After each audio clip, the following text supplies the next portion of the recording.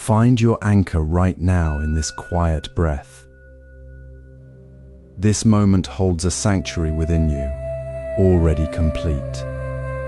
Ethical living isn't found in distant ideals, but in the simple, present choices you make as you sit. Share with us, what time is it where you are? Where are you sitting?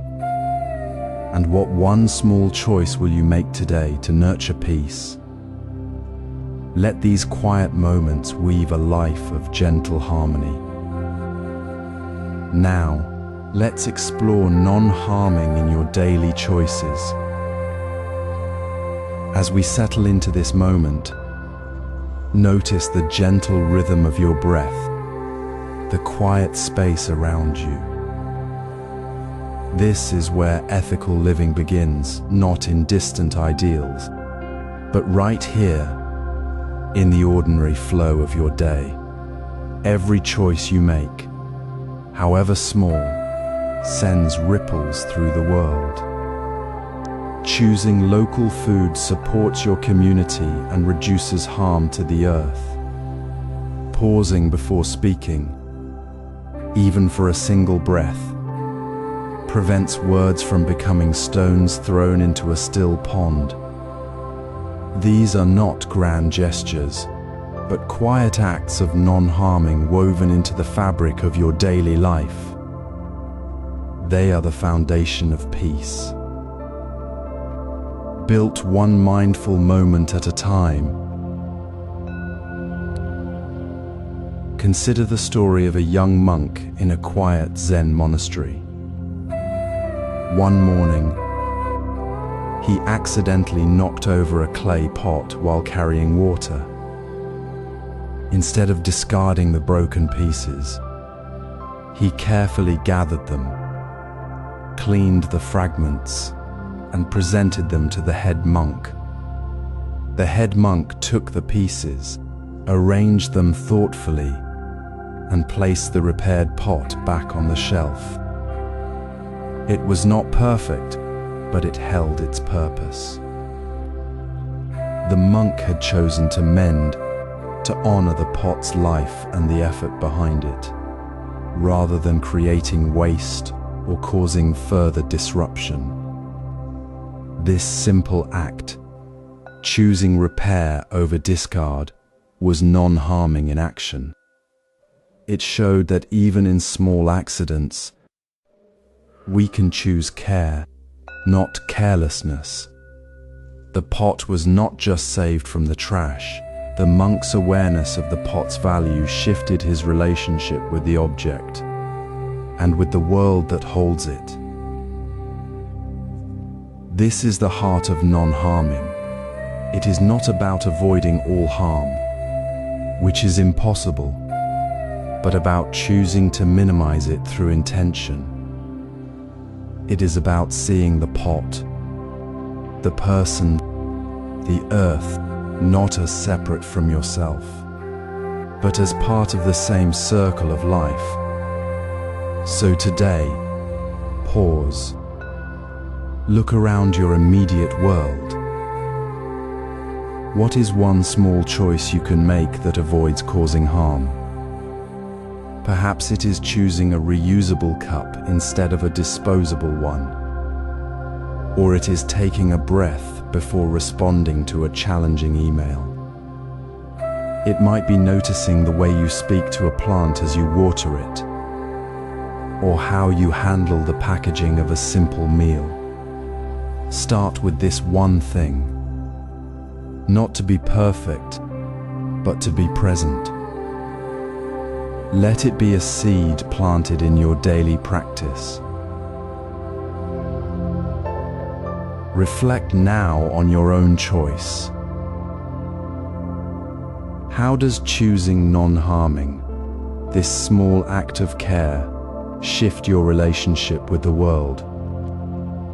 When you choose the local market over the distant supermarket, do you feel a deeper connection to the land and the hands that tend it? When you pause before speaking, does the tension in your chest ease And does the space between you and the other person feel lighter? This practice does not change the world in a single day, but it changes your relationship with it. It dissolves the illusion of separation. You are no longer just a person acting upon the world.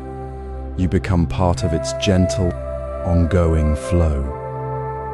The ripples you create are not just for others. They ripple back to you, bringing calm, clarity, and a quiet warmth in the ordinary. This awareness, this gentle shift in how we meet each moment, naturally leads us to how we speak to others. For the way we speak is the next layer of this practice, where our words become the next ripples we choose to send into the world. In the quiet space between breaths, we find the truest place to speak. This is where ethical living begins, not with grand pronouncements, but with the simple choice to speak with care before words leave our lips. When the moment calls for conversation, pause. Feel the space within yourself before responding. Ask gently, will these words uplift or divide? Will they build connection or create distance? This pause is not emptiness. It is the fertile ground where wisdom takes root. Consider the natural flow of a tea ceremony. Two people sit together, the steam rising from their cups. The only sound the soft clink of porcelain. A question arises about a shared project. One might feel frustrated, tempted to say, "You never follow through." But instead, they breathe deeply. They choose the quiet space. They say, "I feel uncertain about the timeline," instead of "You're unreliable."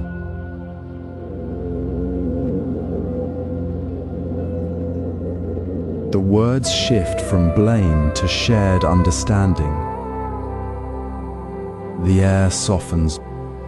The other person feels safe to respond, not defend. The conversation flows toward resolution, not resentment. This is mindful speech in action, not silence, but speech chosen with awareness, spoken from a place of care, not accusation. This practice is not about perfection, but presence. It begins in the smallest exchanges. Notice when you feel the urge to speak quickly, to correct, to judge. Pause. Feel the breath. Ask, is this necessary? Will it honor the other? Replace the you that points outward with the I that owns your own feeling. "You make me angry" becomes "I feel overwhelmed right now." "You never listen" becomes "I feel unheard." These small shifts transform words from weapons into bridges. They invite the other to step into the conversation with openness, not defensiveness. The power lies not in speaking more, but in speaking with intention, knowing that sometimes silence is the most profound word of all. Notice one conversation today where silence held more meaning than words. Perhaps it was a moment when you chose not to interrupt, when you simply listened as the other spoke, when you felt the weight of unspoken understanding pass between you. That quiet space, that held breath, was the beginning of peace. When we speak mindfully, we naturally learn to listen without judgment. The same breath that guides our words now guides our ears to hear with openness. We hear not just the sound, but the feeling beneath it. We hear the fear, the hope, the simple human need for connection. This is how the foundation of non-harming deepens, not in grand gestures, but in the gentle rhythm of everyday conversation, where every word is a seed planted with care. In the quiet space between words, where thoughts often rush to form a reply, there lies a deeper practice. It begins not with speaking, but with simply listening, truly listening, not to gather arguments, not to rehearse your own perspective, but to let the other person's words settle like water in a still pond. Hear the feeling beneath the words, the unspoken need or fear, and hold that space gently. This is the heart of listening without judgment, the natural unfolding from mindful speech into true connection. Consider a simple moment. A friend shares frustration about work, their voice tight with worry. Your mind might instantly jump to solutions or, perhaps, to a judgment like they're being unreasonable. Feel the subtle tension rise in your shoulders, the slight tightening in your chest. This physical reaction is your mind's old habit, pulling you into the role of responder or judge. Instead, notice that tension. Soften your breath. Breathe slowly into the space where judgment might have been. Let the breath flow like a gentle stream, washing away the need to fix or judge. Now, simply hear. Hear the exhaustion in their voice, the longing for understanding. This pause, this softening of breath, is where judgment dissolves and true hearing begins. It is not passive, it is an active, gentle presence, offering a safe harbor for another's truth. This practice transforms the ordinary conversation. It is not about grand gestures, but the small, deliberate choice to step out of your own narrative and enter theirs, even for a moment. Reflect on your own life. When was the last time you truly heard someone without a single thought of what you would say next? When did you let their words sink in, without your mind already crafting a response? Perhaps it was with a partner sharing a worry, or a child expressing a fear, or even a colleague speaking about a challenge. In those moments, did you feel the subtle shift when you stopped waiting to speak? Did you notice the quieting of your own inner noise, the space that opened up between you?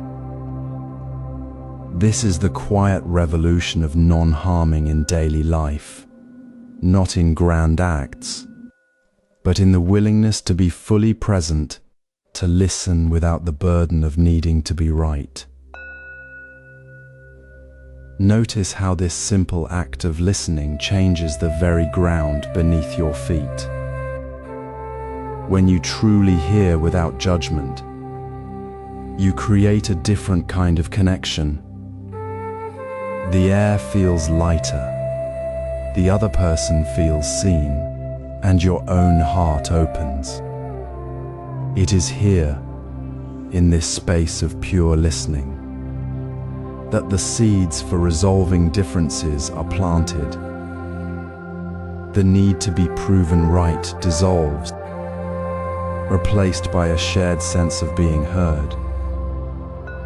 This deep listening transforms how we handle disagreements, moving us from a place of conflict towards a natural flow of understanding. It is the foundation where peace begins to grow, not through avoiding difference, but through the courage to truly hear it. In the quiet rhythm of ordinary days, where moments slip by unnoticed, lies the profound practice of ethical living. It is not found in grand gestures, but in the gentle intentionality of small kindnesses offered without thought of return. These tiny acts, like a genuine smile shared with a stranger, the simple pause to hold a door for someone, or a brief text saying, "I'm thinking of you," are not mere politeness. They are invisible bridges built between hearts, connecting us in ways that transcend words. They cost nothing but require only 30 seconds of your attention. Yet their ripple effect transforms the ordinary into the sacred. Notice how offering such a kindness first shifts your own inner state. As you extend warmth, a subtle softening occurs within you, a quiet release of tension, a momentary lightening of the heart. This shift happens before the kindness even reaches the other person. It is the moment you choose connection over indifference, and in that choice, you become the bridge.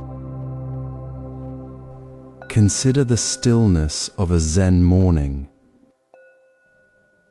A monk walks past his neighbor's door, noticing the woman's weary shoulders as she carries groceries. Without a word, he returns to his small kitchen, pours a cup of tea, and places it gently on her doorstep. He does not wait for thanks, nor does he expect anything in return. He simply offers the warmth, the quiet presence of care.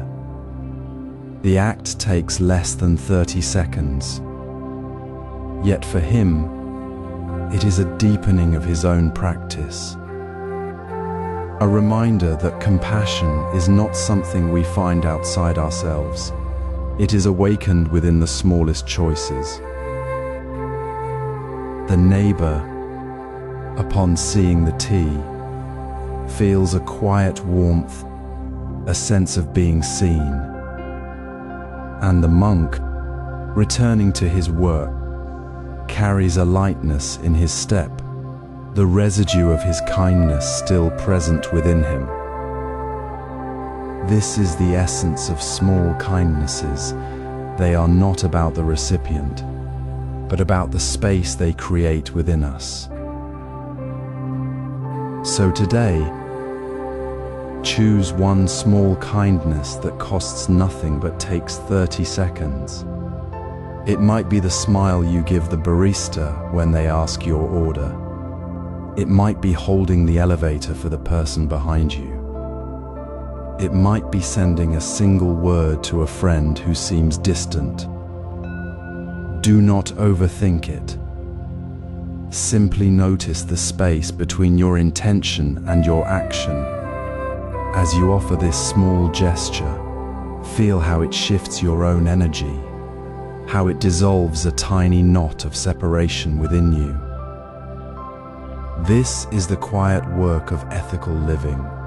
It begins not with grand resolutions, but with the willingness to be present for the next ordinary moment. These small kindnesses are not isolated acts. They are the foundation upon which we build the strength to release resentment. when we practice offering warmth to the stranger, the neighbor, the person we might otherwise overlook, we are practicing a different way of being in the world. We are learning that connection is always possible, even in the smallest exchange. And as these tiny bridges form between us, the walls we build from resentment begin to soften. The next time you feel a spark of irritation, remember the quiet warmth of holding a door or sending a text. It is the same energy, the same choice to build, not break. This is how we transform the ordinary into the sacred, one small kindness at a time. Resentment is a poison you drink, hoping the other will suffer. You hold it close, believing it weakens them. But the truth is, you are the one who drinks it, drop by bitter drop. This poison clouds your mind, tightens your chest, and steals the quiet peace you deserve. It binds you to a moment that is already gone, keeping you anchored in the past while life flows around you. Letting go is not about excusing what happened or forgetting the hurt. It is about choosing your own freedom. It is the gentle act of releasing a weight you no longer need to carry. Imagine holding a heavy stone for years. You forget why you picked it up, yet you keep it close, feeling its weight in your hands, in your heart. One day, you simply let it fall. That is the freedom we seek here. To begin this practice, take a sheet of paper. Write down one grudge, just one, with care. Be specific but not elaborate. Write the name, the moment, the feeling. Feel the words form on the page. Now, hold the paper gently in your hands. Feel its weight, the weight you have carried. Take a slow breath in, filling your lungs with calm. Then breathe out slowly, releasing the tension in your shoulders, your jaw. As you breathe out, say softly, "I release this." Now, hold the paper near a small flame or candle. Watch the edges catch. Feel the paper curl and crumble. Watch the words turn to ash, carried away on the faintest breath of air. Feel the lightness as the paper dissolves. This is not about the paper. It is about the space it once occupied in your heart. You are not erasing the past, but releasing its hold on your present. Now, sit quietly for a moment. Reflect gently. What would change if you truly let go of this burden? What might feel different in your body? In your mind? In the way you look at the person? Or even at yourself? Would you feel a little more open? A little more ready to see the world without the shadow of that old pain? Would you find it easier to offer kindness? Even a small one, to someone else, or perhaps even to yourself. This reflection is not about blame or justification. It is about noticing the subtle shift that happens when the heavy stone is no longer in your hands. When resentment dissolves, it is not replaced by indifference. It is replaced by a quiet space, a space where something else can grow. This quiet release, this simple act of writing and burning the grudge, connects deeply to the practice we have been nurturing. Remember how mindful listening without judgment created a bridge of connection, how those costless micro-acts of kindness in ordinary moments began to dissolve the walls resentment built. Releasing resentment is the natural next step on that path. It is the same gentle practice, applied to the deepest root of our own suffering. You are not becoming a different person, you are remembering who you already are, a being capable of peace. The stone is gone. The path ahead is clear. This quiet release makes space for compassion to grow. When we release resentment's weight, we step into a space of quiet freedom. This is the foundation where compassion naturally arises, not as an effort, but as the simple unfolding of a heart no longer burdened. Now, we turn to a profound shift in perspective that transforms how we move through the world. It begins with a single question when frustration stirs. What pain might they be carrying? Not their actions, but the unseen burden within them. Before we react, we pause and gently imagine their life story, the struggles they face, the fears that whisper in the dark, the quiet hopes they hold close. We see not an enemy, but a fellow traveler on the same winding path, carrying their own invisible load just as we do. This is not excusing harm, but seeing the human behind a momentary storm. Imagine a quiet village path. Two villagers argue sharply, voices rising as they clash over a spilled basket of fruit. A monk walking nearby notices the tension.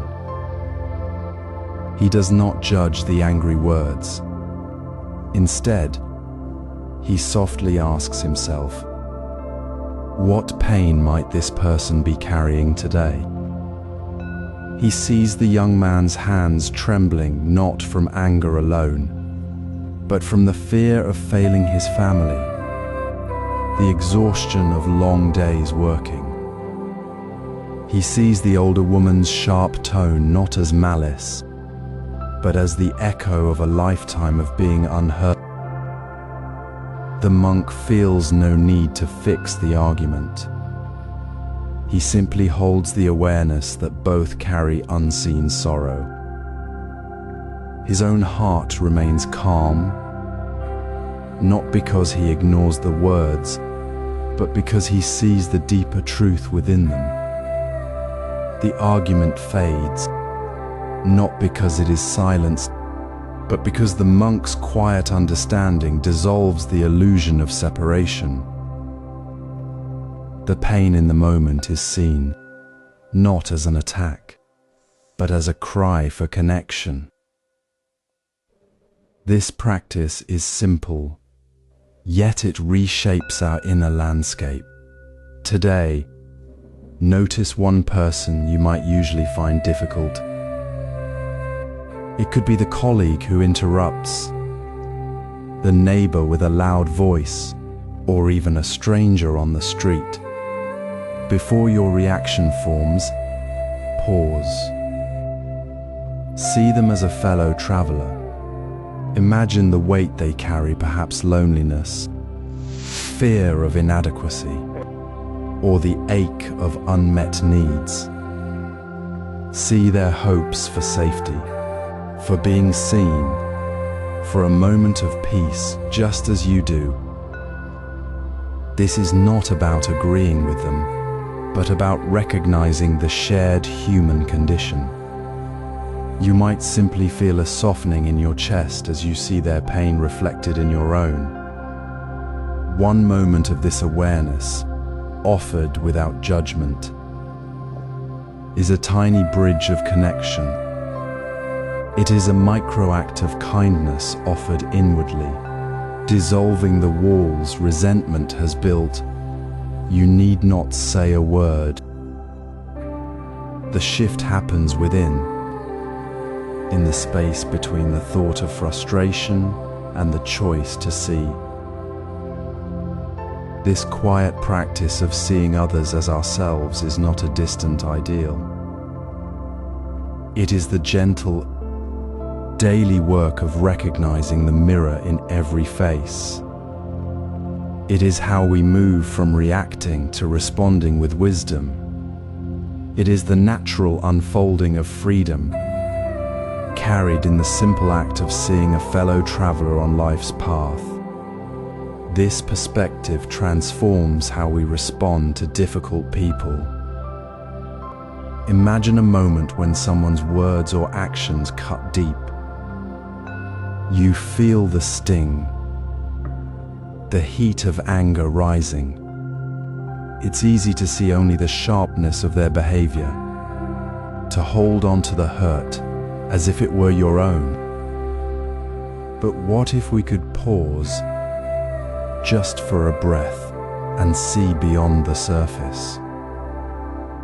What if we could glimpse the deep suffering that often lies beneath difficult behavior?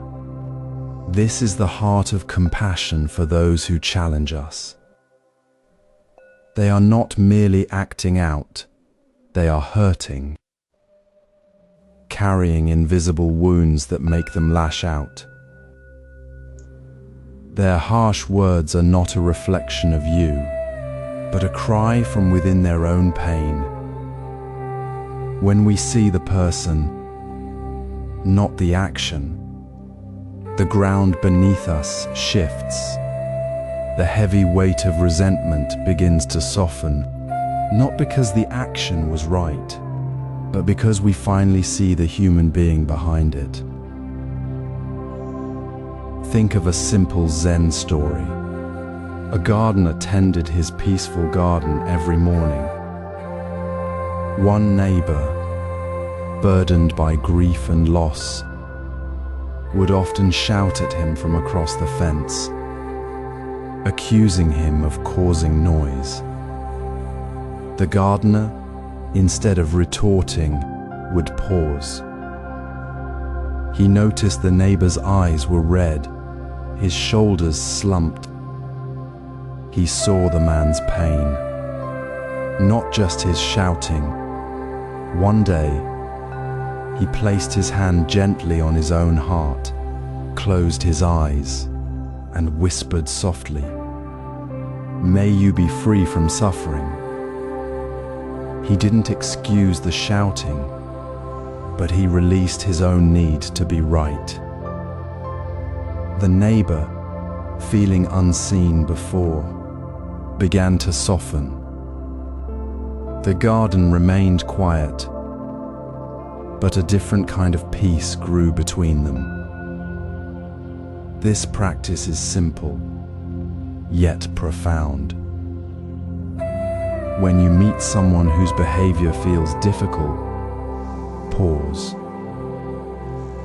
Place a hand gently on your heart, feel its steady rhythm. Then, silently offer the words, "May you be free from suffering." Feel the warmth spread through your chest. This is not about changing them, but about releasing the weight you carry for them. It is an act of deep respect for their humanity, just as you deserve respect for yours. Now, reflect quietly within yourself. When did you last truly see someone's pain instead of their behavior? Perhaps it was a friend who snapped when they were overwhelmed, a colleague who seemed distant, or even a family member whose words cut deep. Remember that moment. What shifted in you when you saw the pain beneath the action? That moment of clarity is the beginning of true connection. This compassion does not erase the past, nor does it mean we ignore harmful actions. It simply changes our relationship to them. It dissolves the barrier we build between ourselves and others. It shows us that every harsh word, every difficult moment, is a signpost pointing to shared human vulnerability. When we see this, the space for forgiveness opens naturally. We no longer hold the other person in a cage of our own anger. We release the weight, and in that release, we find our own freedom. This compassion is the gentle bridge that leads us to forgive, not because the other person deserves it, but because we are finally free to let go. And this freedom is the very ground from which peaceful relationships grow. Look around you. Notice the quiet space between your breaths. This space is where freedom lives. It is the space we create when we gently release the heavy burden of past hurts. For too long we carry the weight of what was done to us, or what we believe was done to us. We hold it close as if it were our own, forgetting that this weight is not a burden we must bear, but a prison we have built with our own hands. Forgiveness is not about excusing harm. It is not about saying the past was acceptable. It is simply the quiet act of setting down the stone we have been clutching so tightly, stone by stone, until our hands are raw. It is choosing to step out of the cell we constructed with anger. Consider the old Zen story of the master and the broken teacup. A student, flustered and upset, accidentally shattered the master's favorite cup during a tea ceremony. The student braced for harsh words, ready to apologize for the mistake. Instead, the master knelt, picked up the largest piece, and said simply, "This cup held tea for many years. It has served well. Now it serves another purpose." The student felt no shame, only a deep calm. The master did not deny the break, nor did he blame the student. He saw the cup's life, its service, and the present moment without attaching the past to it. He simply released the incident into the flow of things. This is the essence of gentle forgiveness. It is not a grand gesture, but a quiet shift in how we hold what has happened. Now, bring this to your own heart. Begin not with grand pronouncements, but with a single, small, true word. If you feel the sting of a past interaction, perhaps whisper to yourself, "I am sorry for how I made you feel," even if you believe the fault lay elsewhere. This is not about assigning blame. It is about acknowledging the human connection that was hurt. It is about recognizing that your actions, however unintentional, created a ripple of pain in another's heart. This small phrase softens the hard edge of resentment. It is not a forced act of will. It is a noticing, You may feel a subtle release, a softening of the tightness in your chest, a quieting of the inner storm. This softening is the true sign of forgiveness beginning. It feels like water finding its way through cracked earth, not like forcing a door open. Notice how the weight lifts when you stop fighting the memory. The memory remains, but it no longer holds you hostage. You are not the story of the hurt. You are the space where the hurt can be seen and released. This practice is not for the person who caused the pain. It is for the peace that lives within you, waiting to be reclaimed. It is the quiet understanding that holding on to anger only deepens the wound, while releasing it allows the heart to breathe again. This gentle practice of releasing the past, of offering that small apology to the memory of the hurt, creates a clear path. It allows the calm response to arise naturally when difficult moments come. When the next challenge appears, you will not be reacting from the weight of yesterday, but meeting it with the clear space that forgiveness has created within you. Gentle forgiveness allows us to choose calm responses. When conflict arises, the instinct to react can feel as natural as breathing. Yet beneath that automatic response lies a deeper choice we often overlook. This chapter invites you to step into that space between trigger and reaction, where wisdom quietly emerges. Remember the gentle release of forgiveness from the previous chapter? That freedom clears the path, allowing us to see the moment not as a threat, but as an opportunity to choose. Instead of being swept away by the current, we can pause and breathe. Let this be your simple anchor. When tension rises, take 3 slow breaths before speaking. Feel the air move in and out, noticing the subtle shift within. This small pause creates space, a quiet clearing where wisdom can be heard above the noise of frustration. In that space, the old habit of blaming dissolves. Notice how often we say, "You always," or "You never."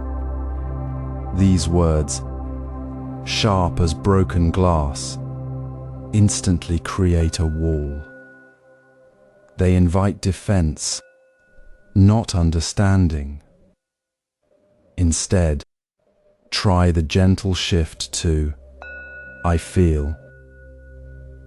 When you say, "I feel unheard when my suggestions are overlooked," you speak from your truth without attacking the other person. This small change in language opens the door, making connection possible.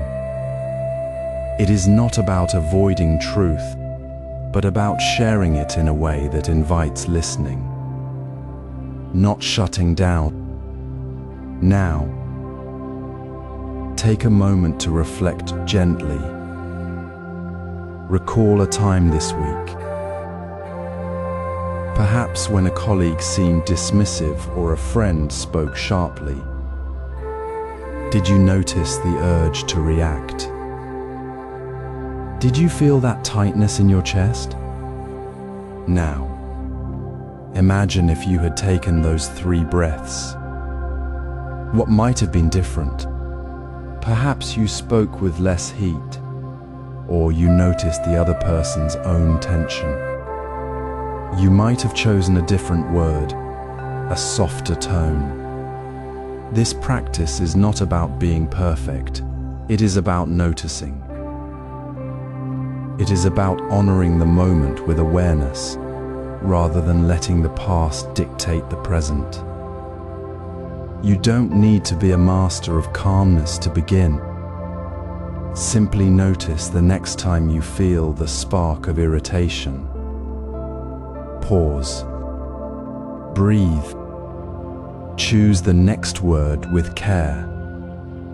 This is how we transform the automatic reaction into a conscious choice. It is the quiet, daily practice of meeting life as it is, with openness. You're not trying to be calm, you're simply choosing to be present. Each time you do this, you strengthen the muscle of wisdom within you. You are weaving threads of peace into the fabric of your daily interactions. This calmness extends naturally to how we share with others. In the quiet space between breaths, when the mind is not chasing the next sound or the next thought, there is room for something deeper to emerge. This is where the practice of sharing without expectation lives. It is not about grand gestures, but about the simple, ordinary act of offering kindness, help, or presence, released into the world without holding it back, waiting for a return. We say, "I'm here for you," and mean it fully, without the subtle shadow of "if you need me" hanging in the air. There is no hidden condition, no tallying of the gift in the heart. We offer the cup of tea because the person looks weary, not because we hope for a thank you.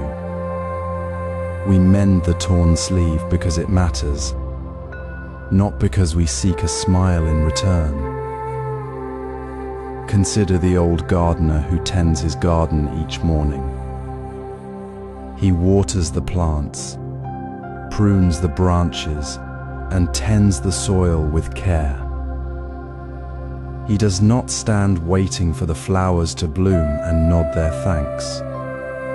He does not count the petals that fall or measure the scent they carry. He simply tends, knowing the garden thrives in its own time, in its own way.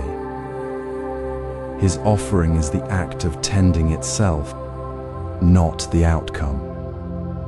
He is present in the work, not the result.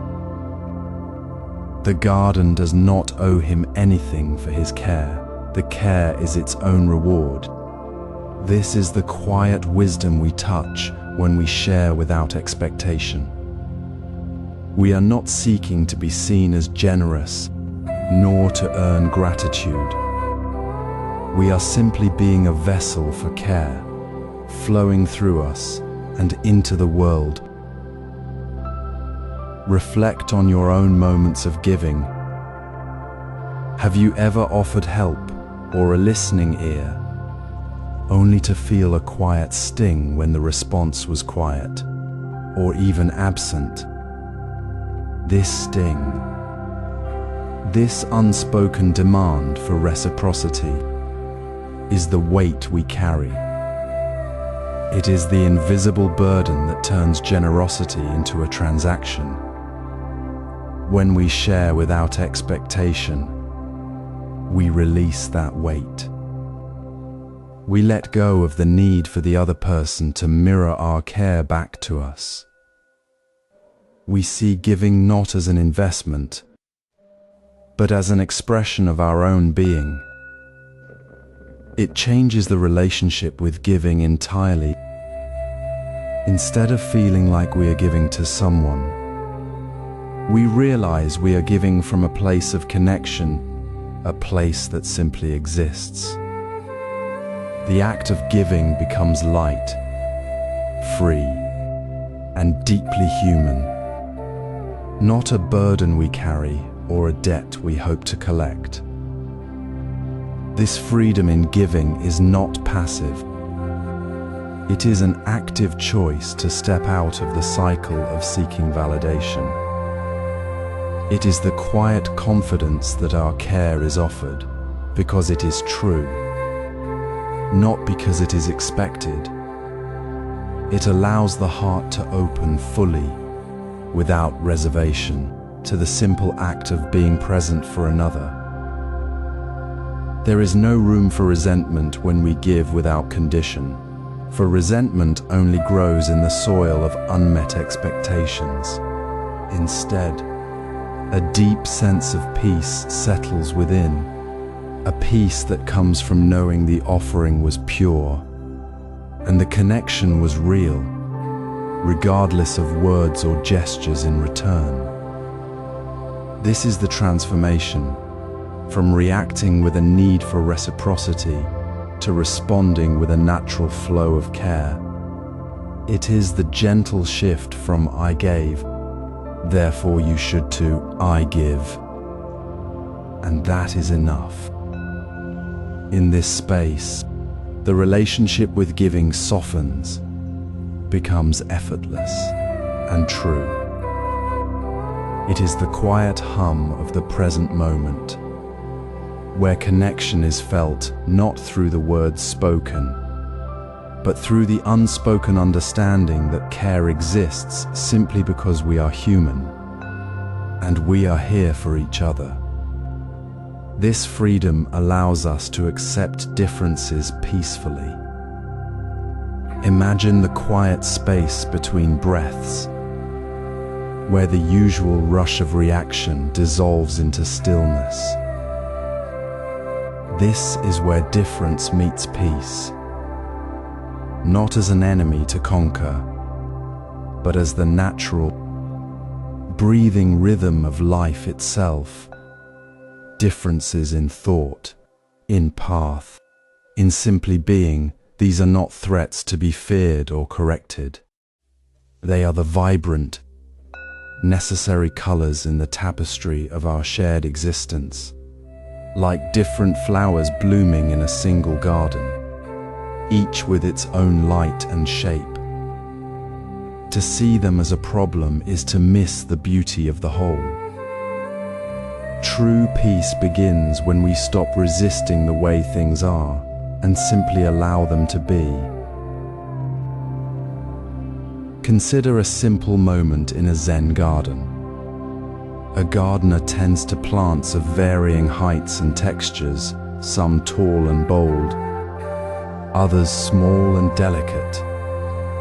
They do not strain to make all plants identical, nor do they feel threatened by the different forms. They simply observe. They nurture each one according to its need, knowing that the garden's harmony comes from the coexistence of all its parts. The gardener's hands move with care, not to reshape the plants, but to support their natural growth.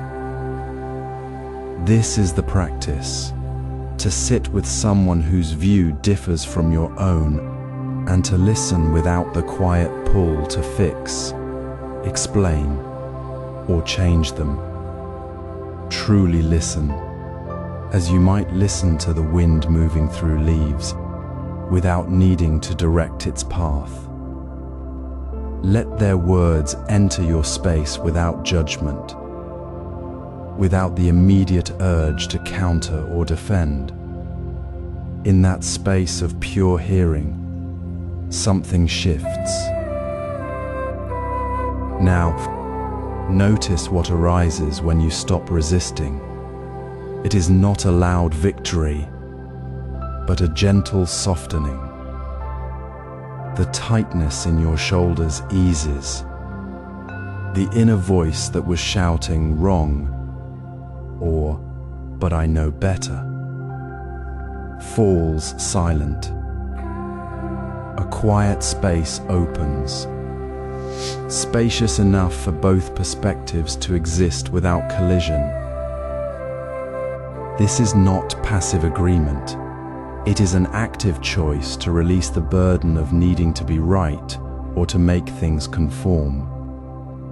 You feel a deeper calm, a sense of being grounded in the present moment, not fighting against the reality of another.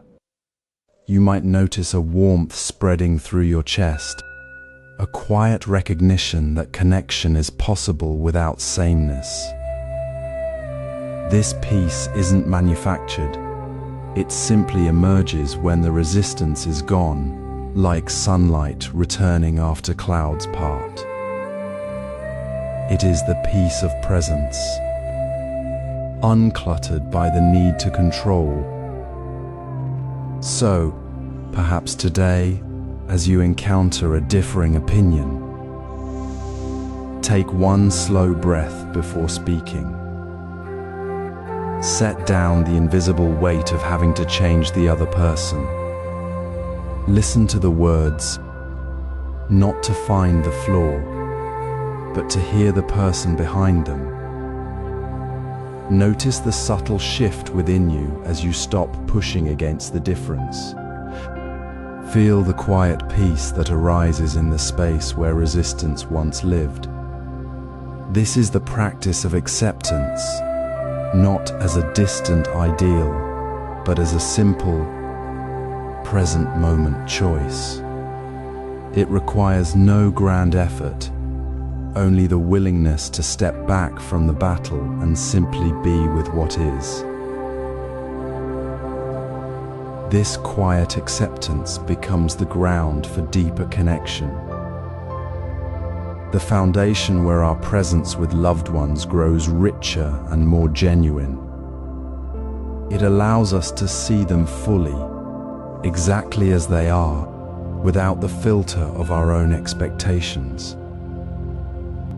Imagine the natural tension of a disagreement rising within you, a familiar heat that pulls you toward reaction. Often we see such moments as failures, as cracks in our relationships or our own composure.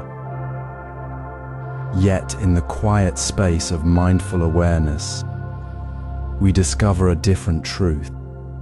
Disagreements are not failures. They are opportunities to understand deeper truths about ourselves and each other. They reveal the layers beneath the surface, the unspoken fears, the unmet needs, the shared longing for connection. When the heat of conflict begins to rise, when words feel sharp and intentions feel clouded, we can choose a different path. We can say gently, "Let's pause and return," when we're both calm. This simple phrase is not an escape. It is an act of profound respect for the sacredness of the moment and the people involved.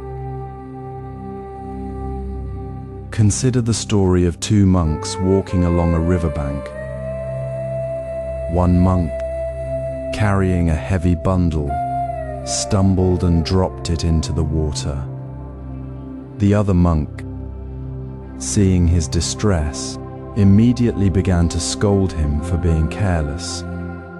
The first monk, instead of reacting, simply looked at the river, then at his friend, and said, "The water is cold today."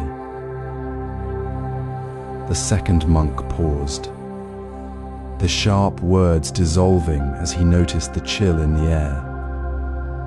The way the water reflected the sky, he saw the bundle not as a mistake, but as a moment shared with the river. The conflict dissolved not through argument, but through a shared observation, a moment of calm presence. They did not fix the situation immediately. They chose to step back, to return to the moment with clarity. This is the essence of patience in disagreement. It is not passive waiting, it is active choice to cultivate space for understanding. Reflect now on your own moments of friction. What would change if you saw the very ground of your disagreement not as a battleground, but as sacred ground? Imagine approaching a difference not as something to be conquered or corrected, but as a precious space where deeper connection might be found.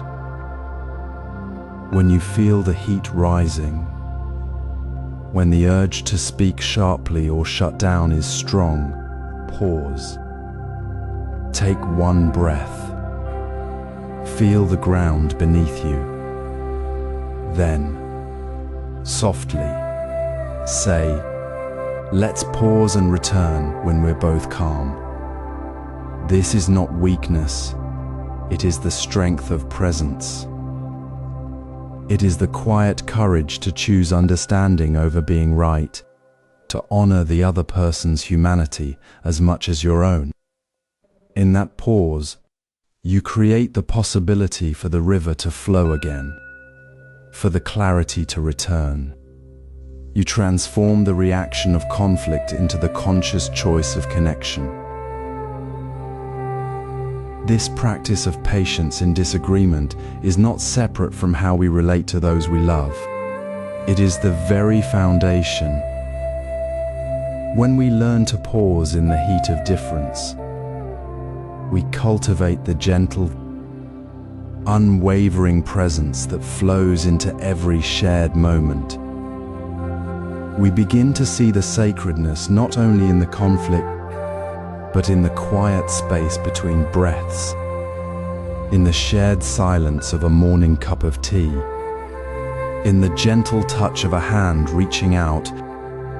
This patience becomes the current that carries us through all moments of relationship, transforming every encounter into a practice of peace. The calm we find in the pause is the same calm we bring to the embrace. The same calm that allows us to truly hear the unspoken words in a loved one's eyes. Imagine sitting across from someone you care about.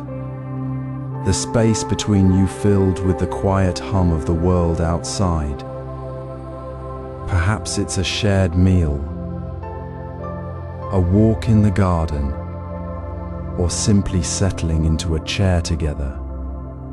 In this ordinary moment, a simple shift can transform the connection. Put down the phone, close the book, and truly see the person before you. Notice the gentle curve of their shoulder, the slight softening around their eyes when they look at you, the quiet rhythm of their breath. This is not just seeing, it is receiving them exactly as they are, without the filter of your own thoughts or plans. Ask yourself not what you want to say next, but what they need right now. Is it a listening ear, a shared silence, a simple touch, or just the space to be themselves? This gentle question dissolves the automatic pull of your own agenda and opens the door to real connection.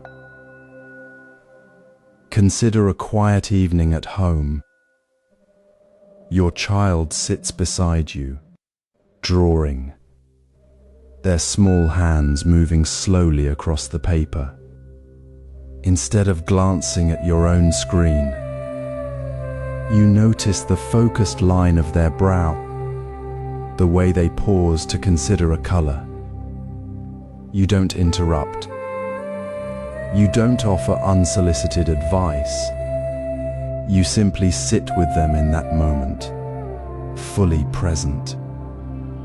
They look up, their eyes meeting yours, and a small, unspoken understanding passes between you. In that simple, unhurried attention, a deep sense of belonging settles in, both for them and for you. This is the quiet magic of mindful presence. It turns the ordinary into a sacred space, where connection flows naturally, without effort. Today, practice this. Find one small moment to be fully here. It could be when your partner brings you a cup of tea, when a friend shares a small worry, or even when you share a meal. Pause. Put away distractions. See the person. Feel the weight of the moment. Notice their eyes, their posture, the quality of their voice. Ask, what do they need right now? Then, simply be with that need, without rushing to fill the space with your own words. This is not about grand gestures. It is about the profound power of showing up completely for the one before you. Share this moment with someone later, not as a task, but as a gentle reminder of how deeply connection can be felt when we are truly here. This quiet attention, this willingness to see and meet the other without the veil of our own concerns, becomes the foundation. It is the ground from which we naturally release the small irritations that build into anger. When we are fully present, we see the human being, not just the action. We feel the shared breath, the common need for kindness. This deep, calm connection dissolves the seeds of resentment before they take root. It is the very essence of peace in relationship. The quiet strength that flows from being fully alive in the moment with another. This presence is the path to releasing anger quickly, for it reveals the harmony already present beneath the surface. When anger stirs within you, a familiar heat rising in your chest, remember this gentle practice. It begins not with fighting the feeling, but with acknowledging it with kindness. Simply name it in your mind. This is anger. Then let your breath flow deeply into your belly, softening the tightness with each inhale and exhale. Feel the ground beneath your feet, the air around you, and bring your hand gently to your heart. Speak softly to the anger itself, as you would to a troubled friend. I see you, anger. I choose peace. This small act of recognition and choice creates a sacred pause within the storm. Imagine a moment with a friend who said something hurtful. You feel the sharp sting, the impulse to snap back. Instead, you pause. You name the rising heat. This is anger. You breathe deeply, feeling the breath move through your body. You place your hand on your heart and say, I see you, anger. I choose peace. In that quiet space, the sharp edges of the moment soften. You don't ignore the hurt, but you choose not to let it become the only story. You look at your friend again, not with the mask of anger, but with the openness of a clear mind. You might say, I felt hurt by what you said just now. Can we talk about it gently? The words come from a place of calm, not reaction. The relationship shifts because you chose to step out of the anger's grip before it could shape the next moment. Reflect on this practice. When you release anger quickly through this mindful pause, what changes? It changes the relationship because you no longer let the anger dictate the next word or the next glance. You create space where understanding can breathe. The person on the other side doesn't feel attacked by your reaction. They feel met with a presence that is calm and available. They may feel safer to share their own perspective, to apologize, or to simply be heard. The relationship deepens because you chose not to let the moment be defined by the storm, but by the calm that followed the storm. You transform a potential fracture into an opening for genuine connection. This is the profound gift of releasing anger swiftly. It is not about suppressing feelings, but about meeting them with awareness and then choosing a different path. It dissolves the wall of resentment that anger builds between you and the other person. It allows the true nature of your connection to be seen again, clear and undisturbed. You move from a place of being caught in the wave to standing calmly on the shore, ready to see the other person clearly, without the distortion of the storm. In releasing anger quickly, you make room for something far more nourishing. You create the space where honesty can meet kindness, where words can be spoken with care and received with openness. This is the quiet revolution that happens within each mindful pause. It transforms the ordinary moment of friction into a sacred opportunity for deeper understanding. And as you practice this, you discover that peace is not the absence of difficulty, but the presence of mindful choice within it. This is how relationships truly deepen. One gentle release, one mindful breath at a time. Releasing anger makes space for honesty with kindness. In the quiet space between breaths, when the tea steam rises slowly and the world outside the window holds its breath, true connection begins. It starts not with grand gestures, but with the simple, courageous act of speaking from a place of gentle honesty. Too often we mistake truth for accusation, letting words become weapons that wound before they can heal. We say, "You always ignore me," or "You never listen." And in those moments, the space between us hardens into stone, but mindful presence invites a different way.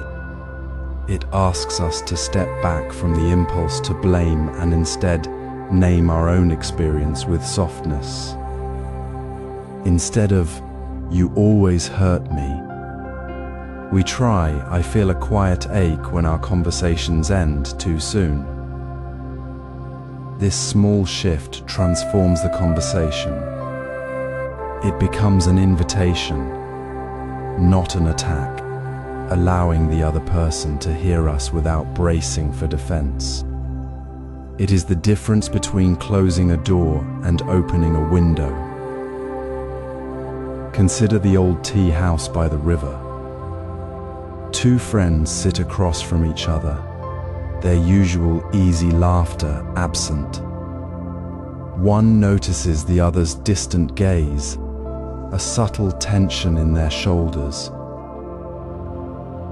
The first friend feels a familiar pull to point out the distance, to say, "You're so quiet today." But mindful attention, the calm space cultivated in the previous moments, holds them back. They take a slow breath and ask within, "How can I say this with care for your heart?" They choose words that honor the unspoken. I notice you seem far away, and I feel a little lonely when I can't see your face. The other friend, feeling seen without judgment, relaxes. The tension dissolves, not because the problem vanished, but because the words created safety. The connection deepened through the gentle honesty, not through avoidance or blame. This is the practice we invite you to carry into your own moments today. Not to fix everything, but to choose one small truth you might share, using this gentle framework. Perhaps it is about a small misunderstanding with a partner, a hesitation you feel at work, or even a quiet feeling towards a friend. Before speaking, pause. Feel the words forming. Ask yourself, how can I say this with care for your heart? Then speak from your own experience, not the other's perceived fault. I feel confused when we skip our morning walk, rather than you never make time. This simple practice, repeated in small ways, is not about perfect words. It is about training the heart to meet the other with kindness first. Even when speaking hard truths, it is the quiet courage of choosing connection over the safety of silence or the danger of harsh words. Notice how this honesty, offered with care, changes the very air around you. It is not the absence of difficulty, but the presence of grace within it. When we speak from a place of I feel, we invite the other to share their truth too, not as a battle, but as a shared journey. The space between words becomes a garden where understanding can grow. You might find yourself speaking less, yet connecting more deeply, because the words carry the warmth of your attention. This is the essence of ethical living in relationship. It is not about never speaking the hard thing, but about always speaking it with the intention to heal, not harm. It is the art of holding truth and tenderness together, like water and light in a single cup. This honesty allows us to find peace in silence. After speaking hard truths with kindness and choosing peace through mindful breath, we find ourselves in a new space.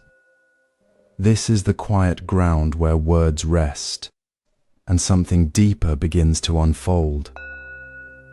Silence often feels like absence, a gap to fill, but in truth, it is not empty. It is the fertile ground where connection can take root and grow. When we sit with another person without the need to speak, truly present, we create a shared space. This space holds the gentle rhythm of our breath, the soft sound of tea in a cup, the unspoken understanding that we are simply here together.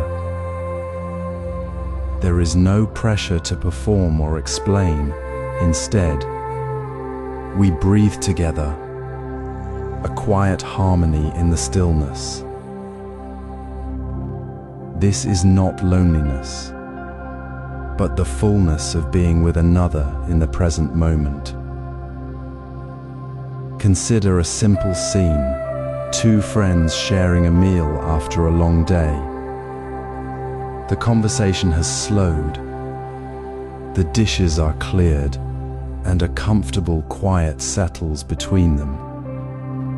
They look at each other, not with expectation, but with open hearts. One might notice the other's calm breath, the soft focus in their eyes, and without a word, a sense of deep peace settles over them both. They don't need to fill the space. It is already rich with care. This is the nature of silence when we are fully present. It is not the absence of sound, but the presence of attention. It is the space where the heart speaks without words, where the bond between people deepens because they are truly seen and held in that quiet space. The silence becomes a shared breath, a mutual resting place. Reflect on your own moments of silent connection. Perhaps it was sitting with a loved one as the sun set, or sharing a quiet moment with a friend after a difficult conversation. How did it feel when you were not reaching for words, but simply being present? Did the silence feel heavy, like a burden, or light, like a gentle embrace? When you are truly here, with no need to fix or explain, the silence transforms. It becomes a soft invitation to simply be, to feel the warmth of the other's presence without effort. You may notice how your own breathing slows, how the tension in your shoulders eases, how the space between you feels less like a divide and more like a bridge. This is the quiet power of presence. It dissolves the illusion of separation, revealing the shared humanity that exists in stillness. In this deepening of connection through silence, we discover a profound shift. The space we once feared as empty becomes a place of profound safety and belonging. It is here, in the quiet, that we feel the true depth of our bonds. This peace in silence is not passive. It is an active, nourishing presence that allows gratitude to arise naturally. It is the quiet knowing that we are connected, that we are held, and that this moment, this shared breath, is enough. This peace in silence nourishes gratitude for connections. In this quiet moment, let us notice the gentle hum of connection already present in your day. Not the grand gestures, but the small threads woven through ordinary time. Perhaps it was the barista who remembered your order, the neighbor who waved as you walked by, or a shared silence that felt like a safe harbor. These are not accidents of chance, but the quiet fabric of our shared existence. Gratitude begins when we pause to see these threads, to recognize the invisible hands that lift us just a little. It is not about adding more to your life, but about seeing what is already here, already given. Write it down in your journal now. Just one small connection that made your day brighter. Not a list, not a requirement, but a single, clear note of light. Say it silently to yourself or aloud. Thank you for being in my life, to someone you see or think of today. Let it be a soft breath of appreciation, a gentle return to the present moment. This simple act changes everything. When you truly see the gift in another's presence, the relationship shifts. You no longer see a separate person, but a thread in your own unfolding story. The friction of expectation fades. You see the person, not the role they play. You notice their quiet strength, their simple kindness, the way they hold space for you. This is the quiet revolution of gratitude. It transforms how you see, how you feel, how you move through the world. It turns the ordinary into the sacred, the fleeting moment into a deepening of connection. Reflect on this now. How does it feel to truly appreciate the presence of another? Does it soften your shoulders? Does it make the world feel less heavy? Does it remind you that you are never truly alone? When we cultivate this practice, we don't just feel better, we change the very ground we stand on. We stop seeing relationships as transactions and start seeing them as living, breathing gifts. The need to fix, to change, to demand lessons. We simply receive the gift of being known, of being seen. This gentle shift in perspective naturally invites simplicity. Why carry the weight of unnecessary conflict when you can hold the light of appreciation? Why add more to your life when you're already holding so much? Gratitude softens the edges of conflict, making space for peace to breathe. It leads us to live simply, to honor the connections we have with fewer words, fewer demands, fewer distractions. It shows us that true richness is found in the quiet moments of shared presence, not in the noise of constant wanting. This is the path of peace. It begins not with grand gestures, but with noticing the small light, with saying thank you, with seeing the sacred in the ordinary. As you close your eyes now, feel that simple connection. Feel the quiet appreciation for the gift of this moment, for the presence of another in your life, however small. Let it settle into your bones. This is how we build a world of peace, one grateful moment at a time. And this quiet appreciation, this deepening of connection, naturally leads us to live simply, to reduce the noise, to find peace in the space between breaths, in the quiet space between breaths, where the hum of connection deepens without words. We discover a natural shift, the profound peace we felt in shared silence, the safe belonging of simply being present begins to reveal its deeper purpose. It points us toward a life lived with less weight, where simplicity becomes the gentle path to reduce the very stress that fuels conflict.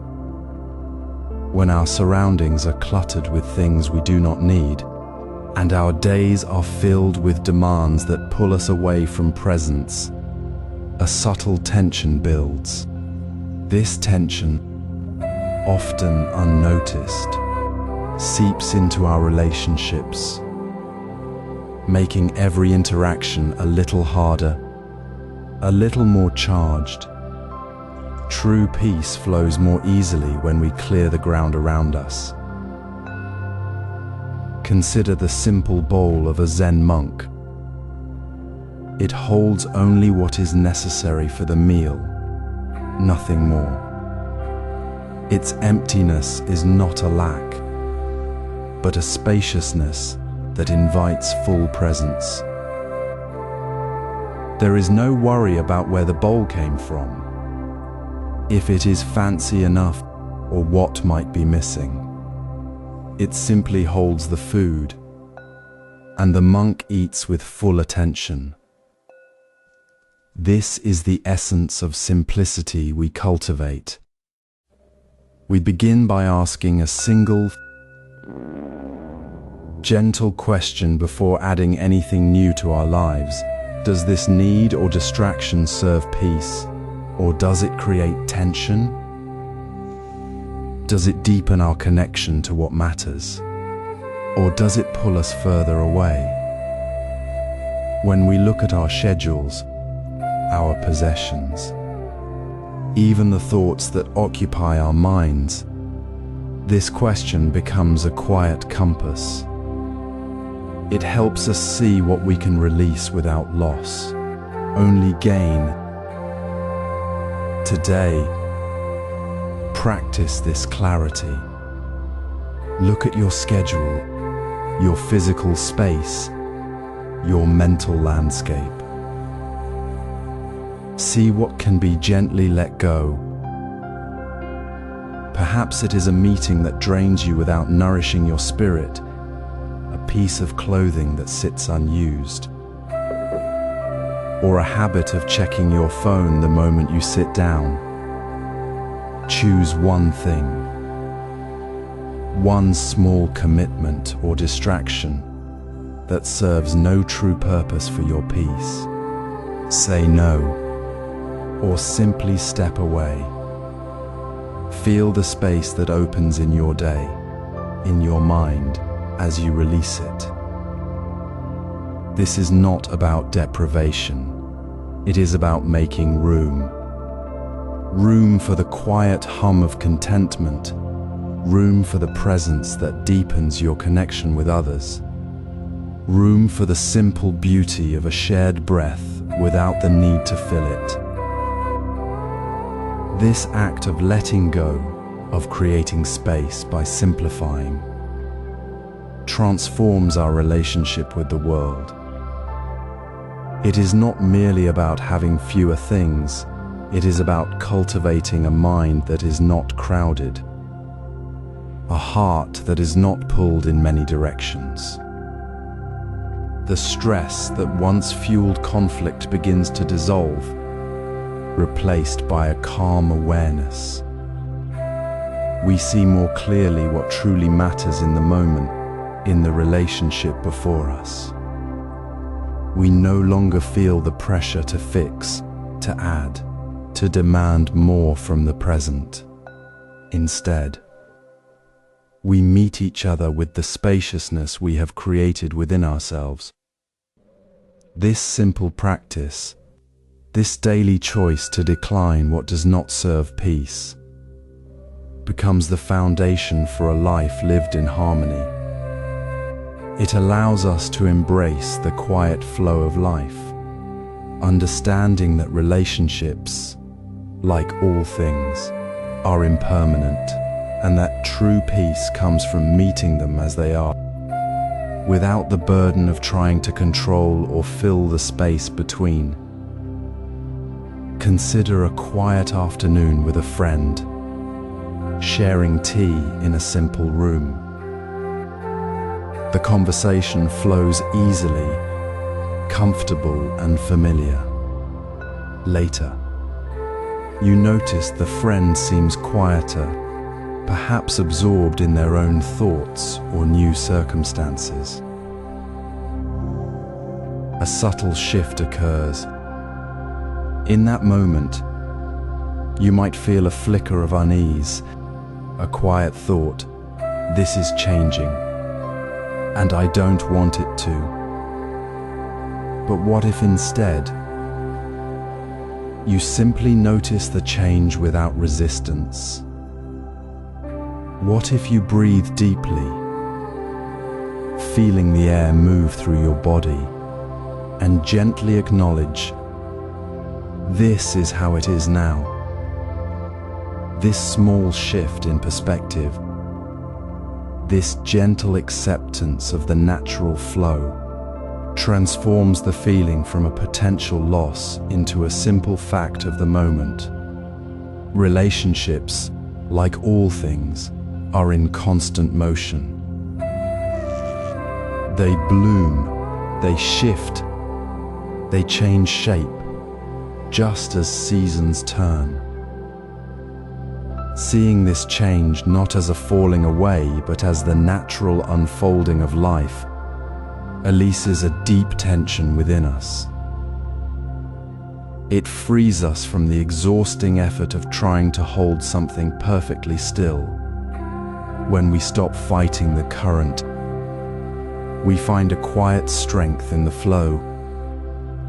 We stop measuring relationships against a fixed idea of how they should be, and instead meet them as they are, right now. This is not resignation, it is profound freedom. It allows us to be fully present with the person before us, with the connection as it exists in this very breath. We no longer cling to a past version or fear a future we cannot control. We simply rest in the reality of what is. Reflect on your own relationships. Notice the subtle shifts that happen daily, the unspoken changes in tone, in time spent, in shared silence. When you sense a shift, pause. Take one slow breath. Feel the ground beneath you, the air around you. Whisper softly to yourself, "This is how it is now." Then ask gently, how does accepting this change, this natural movement, reduce my fear of what might happen next? Does it loosen the tightness in your chest? Does it allow a little more space for genuine connection, free from the weight of expectation? Does it invite you to appreciate the warmth of this moment, rather than worrying about the next one? This practice of acceptance, this willingness to meet the present without resistance, is not passive. It is an active choice to let go of the story we tell ourselves about loss. It is the wisdom that understands that clinging to a fixed idea of a relationship is like trying to hold water in your hands. The tighter you grasp, the more it slips away. When we release that grip, we find a deeper peace. We see the beauty in the changing form, the strength in the unfolding, the sacredness in the simple fact of being together, however it may be. We stop measuring against a static ideal and begin to truly see the living, breathing reality of the connection itself. This is the quiet power of embracing impermanence. It dissolves the fear that fuels so much anxiety and conflict, replacing it with a calm presence. It allows relationships to breathe, to grow, to be exactly what they are, without our frantic interference. In this acceptance, we find a profound deepening of inner stillness. Consider the gentle flow of a mountain stream. It moves with quiet purpose, never forcing its path, yet always finding its way. This is how inner stillness operates within us. It is not the absence of sound or thought, but the deep, steady ground of awareness that holds all experience without grasping. We often seek stillness by running away from noise, only to find the inner chatter louder in the quiet. True stillness is discovered not by silencing the world, but by resting in the awareness that observes the world, including the thoughts that arise within us. Imagine sitting quietly for just 2 minutes each day. Not to stop thinking, but simply to notice the thoughts as they come and go, like clouds passing through a clear sky. See the worry about tomorrow, the memory of yesterday, the planning for the day ahead. Gently notice them without naming them, without pushing them away or pulling them in. Just allow them to be seen as part of the landscape of your awareness. This simple practice, repeated daily, is not about achieving a blank mind. It is about recognizing the stillness that is always present beneath the surface of the thinking mind. It is the very ground upon which thoughts appear and disappear. Think of a single leaf floating on a pond. The water beneath it is perfectly still, holding the leaf gently without resistance. The leaf may drift, change direction, or eventually sink, but the water remains calm and undisturbed.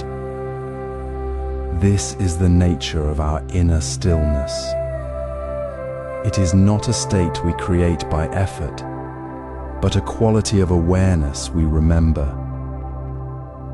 When we touch this ground within, we begin to understand that our reactions to the world are not inevitable.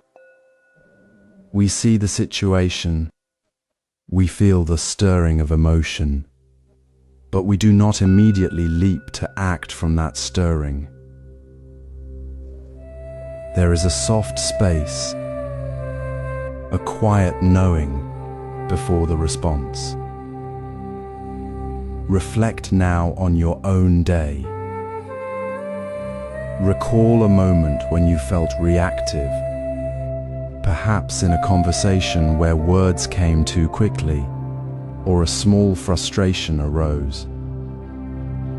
Now, gently bring to mind the feeling of that 2-minute pause you might take. Notice how the tightness in your chest might soften, how the urge to speak sharply might lessen, simply because you remembered the stillness beneath the thought. How does this quiet awareness change your outer interactions?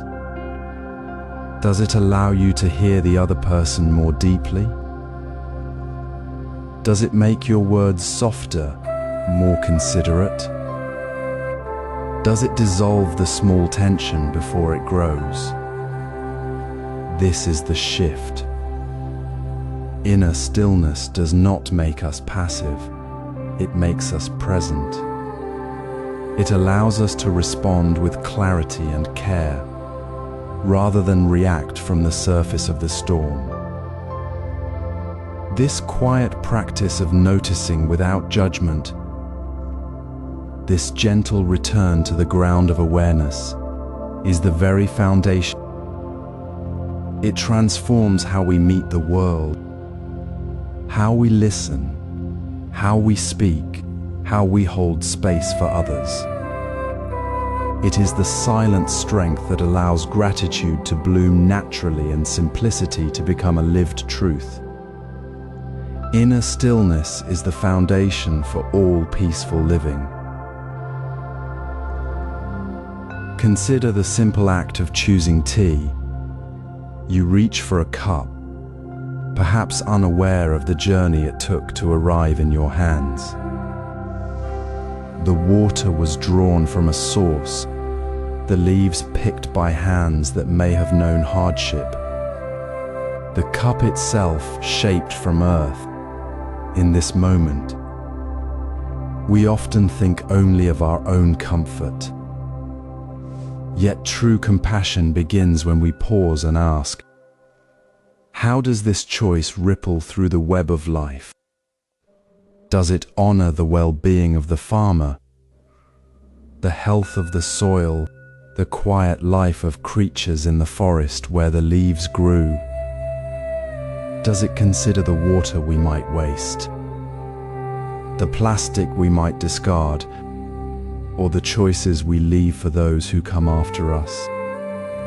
This is the heart of non-harming extended beyond ourselves. It is seeing that the cup in your hand is not separate from the river, the tree, the child yet to be born. When we ask, how does this choice affect the web of life? We step beyond the illusion of isolation. We see that every choice, however small, is a thread in a vast, living tapestry. The tea we drink, the food we eat, the products we buy, each decision carries the weight of connection. Choosing fair trade tea supports a community and protects the land. Opting for reusable containers reduces waste, easing the burden on future generations. Even a moment of patience when a driver cuts us off, or a kind word offered to a stranger, becomes an act of non-harming that nourishes the entire web. This is not about adding burden, but about awakening to the truth we already hold. It is the gentle shift in awareness that transforms a routine action into a practice of care. Imagine walking through a park. You see a fallen leaf. Instead of stepping on it, you notice its delicate veins, its journey from branch to earth. You see the tiny insects moving within it, the way it will nourish the soil for a new tree. In that single moment, the boundary between you and the leaf dissolves. You are not separate from the leaf, the soil, the insects, the tree, the child who will walk here in years to come. This is interconnectedness made visible. It changes everything. When we truly see the web, the choice to buy locally grown food, to speak gently, to conserve water, is not a sacrifice. It is simply the natural expression of who we are when we see clearly.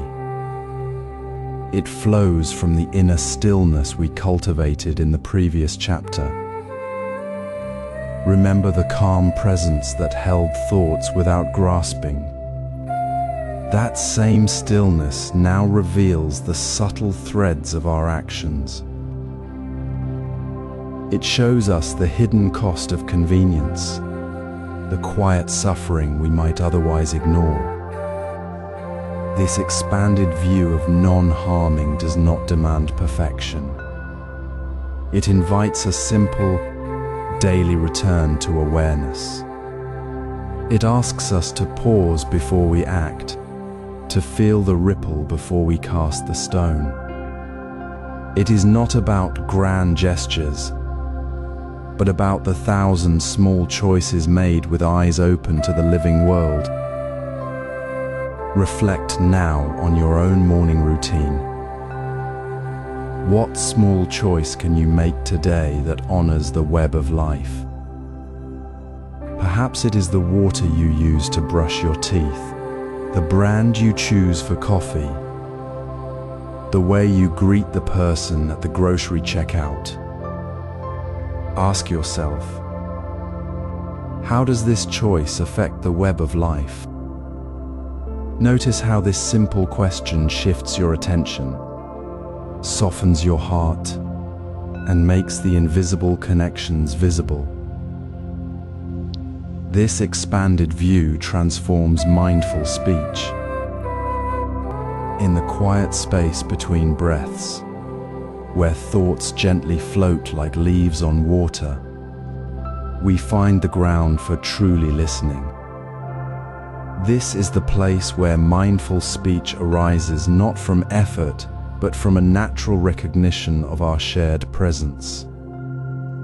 Remember how we explored the interconnected web of life, where every choice, like choosing tea, ripples through the tapestry of our shared moment. Now, let us gently extend that awareness into the very words we speak. Often, our words unintentionally build walls between us, creating a separation that echoes in the quiet room. Instead, let us practice speaking from the heart of our common ground, where the boundary between you and me dissolves in the shared reality of this moment. Say we instead of you. Notice how the simple shift transforms the conversation. When frustration arises, instead of you never listen, try we seem to be missing each other right now. This small change, this conscious choice to speak from a place of we, acknowledges the shared experience, the common humanity in the moment. It invites connection rather than defense. Consider a simple moment. Two neighbors, perhaps, one feeling disturbed by late-night music. Without mindful speech, the words might be, "You play that music too loud every night." This creates a wall, placing blame on the other person, making them feel attacked. But with mindful speech, the words become, "We hear the music quite clearly from here," and it feels a bit overwhelming. The we includes both of them in the experience, acknowledging the shared reality of the sound, the shared need for peace. It opens a door for understanding, for finding a solution together, because the problem is not you against me, but we together with this situation. This is how words become threads, weaving the fabric of connection rather than tearing it apart. In any conversation, pause for a single breath. Notice the words forming. Do they carry the weight of separation, a subtle you that points a finger? Or do they gently suggest we, a shared space of understanding? Practice this simple awareness. When you speak, feel the connection beneath the words. Feel the ripple of your speech before it flows out. Does it build a bridge of shared presence or a wall of separation? This noticing is not about being perfect. It is about the gentle awakening that happens each time we choose to speak from the knowing that we are all part of this moment, breathing the same air, experiencing the same shared ground. This practice of mindful speech, speaking from the we of interconnectedness, naturally deepens our ability to listen without judgment. As words flow from a place of shared presence, the space for truly hearing another person opens up, without the need to react or defend. We begin to hear the person, not just the words, hearing the shared moment that connects us both. This is the gentle unfolding of compassion in conversation, where every word becomes a step towards peace. Consider the quiet space between words, where true connection begins. After mindful speech dissolves separation, we find ourselves drawn to the deeper practice of listening. This is not merely hearing sounds, but opening fully to the unspoken currents beneath every conversation. What might they need to feel safe right now? Not a solution, not advice, but simply the gift of your undivided presence. Release the urge to fix, to explain, to fill the silence. Let the words of another land softly, without your mind rushing to respond or judge. Just be here, with them, in the shared space of the moment. Imagine a simple scene in a garden. A student sits beside a teacher, voice trembling with unspoken worry. The teacher does not offer comfort, nor share their own story, nor suggest a path forward. They simply listen. The student's shoulders lower. The tightness in their throat eases. The teacher's quiet attention becomes a gentle holding space, not for fixing the problem, but for holding the person in their vulnerability. No words are needed. The student feels truly seen, not as a problem to solve, but as a human being worthy of being heard. This is the power of listening without judgment. It is not passive, it is an active, profound engagement with another's humanity. When we listen this way, something shifts within the conversation itself. The air lightens, defensiveness melts away. The other person feels permission to speak more freely, more honestly, because they are no longer bracing for correction or dismissal. The conversation moves beyond surface exchange into genuine sharing. You may notice your own thoughts quieting, your heart softening. The need to be right, to be heard first, fades. Instead, a deep sense of connection flows between you. A shared awareness that we are both simply human beings in this moment. You might reflect on your own experience when you have truly been listened to without judgment. How did it change your own posture? Did you feel less alone? Did your own words become more open, more true?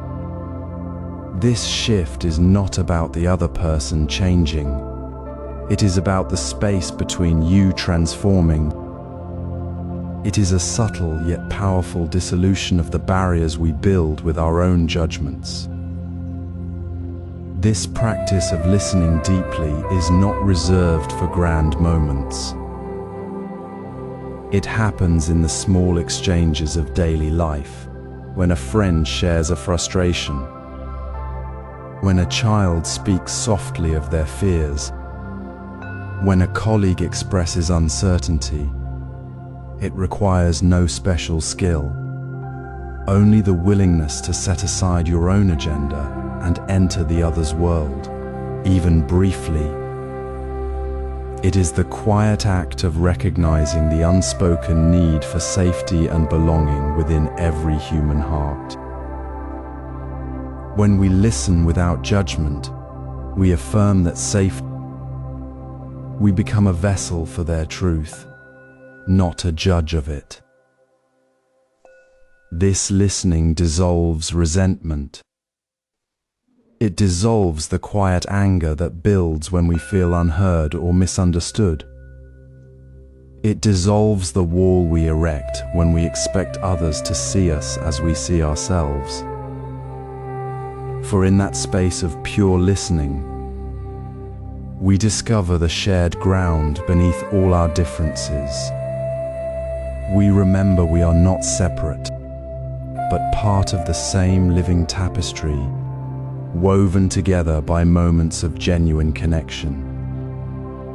This is the deepening of compassion, where ethical living flows not from duty, but from the natural recognition of our shared humanity. In the quiet rhythm of daily life, where moments flow like water over smooth stones, we often overlook the simplest expressions of our shared humanity. Today, let us consider how small kindnesses, offered without fanfare, become the quiet language of oneness. When we extend a gentle word to a stranger waiting at the bus stop, or offer a helping hand to someone struggling with packages, we are not merely performing a good deed. We are affirming a truth deeper than words, that separation is an illusion, and all beings are woven from the same fabric of life. This is not charity, it is recognition of the inherent connection that already exists. Imagine a simple scene in a quiet village. An elderly monk, known for his quiet presence, often sits by the village well. One morning, as a young mother rushes past with her child, burdened by heavy baskets, the monk silently offers her his own cup of tea. No words are exchanged, only a calm gesture. The mother accepts it with a soft nod, her tension easing. Later, she shares a piece of bread with a neighbor who is struggling. The neighbor, in turn, helps an elder cross the street. These small acts ripple outwards, creating threads of connection that weave through the community without anyone noticing the beginning. The monk's gesture was not grand. It was simply a natural response to the moment, a recognition of shared need. The ripples were not planned, but they were real, strengthening the bonds that hold us together. Notice how these small kindnesses do not require effort when we see them as natural. They flow when we release the idea that we are separate from the person we help. When we look at the person waiting at the bus stop, we see not a stranger, but a fellow traveler on the same path. The kindness becomes effortless because it arises from the recognition that we are already connected. It is not about giving something we have to spare. It is about sharing what we already are. This is the heart of ethical living. It is not found in grand gestures reserved for special occasions, but in the ordinary moments where we choose to see the other as part of ourselves. Reflect now on your own day. When did you offer a small kindness without thinking? Perhaps it was holding the door, offering a genuine smile, or simply listening without interrupting. How did it feel? Was there a moment when kindness felt so natural, so unforced, that it required no thought? That is the sign of deep understanding. When we see the oneness beneath the surface, kindness is not an act we perform. It is the very way we move through the world. It is the natural expression of a heart that no longer feels separate. These small kindnesses are not isolated moments. They are the gentle threads weaving safety into the fabric of our daily lives. They transform ordinary interactions into moments of shared presence. They remind us that compassion is not a distant ideal, but a living reality found in the quiet exchange of a cup of tea, a held door, a moment of undistracted attention. When we practice this way, we build a foundation not of grand ideals, but of simple, profound connection. Small kindnesses build the foundation for compassion. Imagine your mind as a still pond reflecting the sky.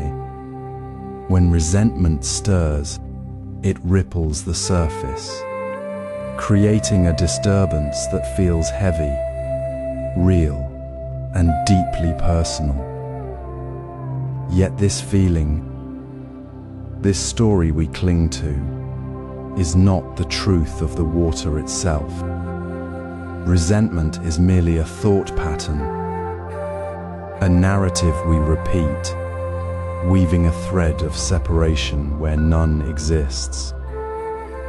It is not a solid stone in the pond, but a passing shadow cast by clouds we mistake for the sky. To release it, simply notice its shape and texture, then gently let it dissolve. See its emptiness, how it has no substance when examined without grasping. It is a cloud passing through the vast sky of awareness, not a permanent storm. Consider the morning mist rising from the riverbank. You might feel a moment of irritation if someone accidentally steps on your foot, and the story of being wronged begins to form. But pause. Feel the tension in your chest, the tightness around your eyes. Now, soften, breathe, acknowledge the feeling without adding to it. Say quietly to yourself, "This is a passing cloud in the sky of awareness." Watch it drift. Feel the space between the cloud and the sky. The sky remains unchanged, vast, and clear. The cloud is temporary, its form dissolving into the air. So too, resentment is temporary. It arises, it holds, and it passes. You need not hold it like a heavy stone. Release it with the same ease you might release a leaf floating downstream. Reflect on this. How does releasing resentment feel? When you let go of that old story, what shifts within you? You might notice a lightness, a loosening of a knot that had been tight for years. The weight you carried, the armor you wore against the world, simply falls away. It feels less like effort and more like remembering, like stepping out of a dim, cluttered room and finding yourself standing in a sunlit garden you had forgotten. There is a quiet warmth, a sense of being exactly where you belong. This is the feeling of returning home. It is not a grand discovery, but the simple relief of recognizing that you were never truly lost. The home you seek is the calm, clear space within awareness, always present beneath the surface ripples. This release is not about ignoring what happened or pretending it didn't matter. It is about refusing to let the past define your present moment. It is choosing to see the situation clearly, without the added burden of the story. When resentment dissolves, the space it occupied fills with something else, the natural clarity of the pond. You see the water, the sky, the riverbank without distortion. You see the other person, not as an enemy, but as a fellow traveler on the same path, perhaps also carrying their own clouds. The connection that was obscured by the story becomes visible again, clear and simple. Releasing resentment allows compassion to flow naturally. Imagine sitting quietly by a still pond.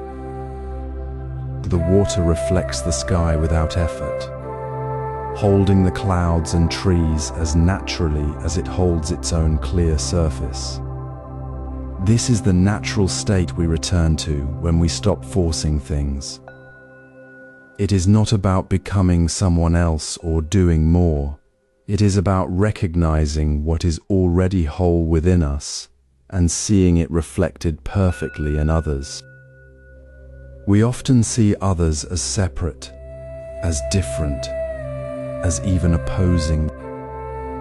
But when the mind settles into quiet awareness, we see beyond the surface of another's actions or words. We see the same unchanging awareness that witnesses our own thoughts and feelings. We see the same fundamental nature of being, simply aware and present, whether it appears as a smile or a frown. When someone seems angry or distant, we might feel judgment rise. But the natural flow invites us to pause. Instead of seeing their anger as an attack on us, we see it as a mirror. Their pain, their frustration, their fear, we recognize it as a reflection of our own unexpressed pain. The pain we have held inside without acknowledging it. It is not that their pain is our pain, but that the awareness experiencing their pain is the same awareness experiencing our own. This is not about feeling sorry for them, it is about seeing the shared human condition clearly, without separation. The pain in their eyes is the same pain that has sometimes clouded our own vision. Consider a moment of conflict. Perhaps a friend says something harsh, or a colleague makes a mistake that affects you. The immediate reaction might be to defend yourself, to blame, to feel hurt. Instead, practice pausing. Ask gently within, what part of me is hurting right now? Is it my need for safety being threatened? Is it my sense of fairness being challenged? Is it a deep, old wound of feeling unvalued? This simple question shifts the focus from blaming the other to understanding the inner state that the other's action has triggered. It reveals the shared vulnerability beneath the surface conflict. We see the other person not as an enemy, but as a fellow traveler carrying a heavy burden, much like we sometimes carry our own. The anger dissolves not because we ignore it, but because we see its source within the shared human experience. This recognition transforms everything. When we see the same awareness in the person who upsets us, the harsh words lose their sting. We no longer see a threat to our separate self, but a reflection of the universal condition of being human. The natural flow of peace emerges because we are no longer fighting against what is, but recognizing it as part of the whole. There is no need to fix them, to change them, to make them different. We simply see them as they are, and we see ourselves in that very moment. This seeing is not an intellectual idea. It is a quiet knowing that arises when the mind is still. It is the recognition that we are not separate islands, but ripples on the same vast, calm pond. We do not need to do anything to be at peace with others. We simply need to see them as we see ourselves. This seeing is the natural state of peace, flowing effortlessly like water finding its level. It is the foundation upon which truly peaceful relationships arise, even with those who seem most difficult. This seeing transforms how we treat difficult people. Consider a moment when someone's sharp words or harsh actions stir unease within you. You might feel instantly defensive or resentful, as if their behavior is a direct attack. Yet, in this very moment, observe the subtle shift that occurs when you pause. Instead of reacting to the surface behavior, notice the quiet space within your own awareness. There, you may glimpse a reflection, a mirror showing not just their hardness, but a part of yourself that has not yet found peace. Difficult people do not exist to challenge you. They simply reveal the unhealed places within your own heart, like ripples on a pond reflecting the moonlight. Their words or actions are not about you, but they become a clear mirror, reflecting your own hidden tension or past pain. Imagine a monk walking through a village. One day, a man shouts insults at him, spitting near his feet. The monk stops, looks at the man's face, and sees not anger, but deep exhaustion and sorrow etched in his eyes.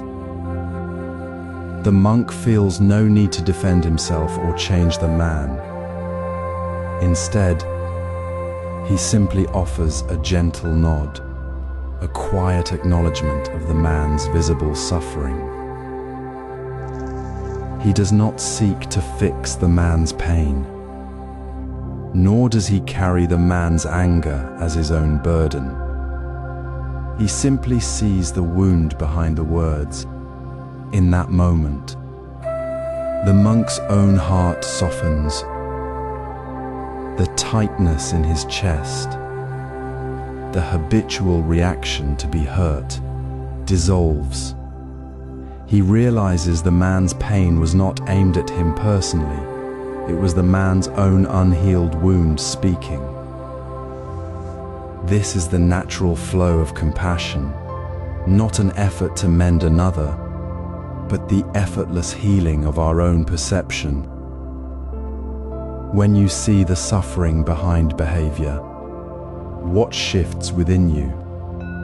Do you notice the old story you might have told yourself about that person, how they are wrong, or unkind, or difficult?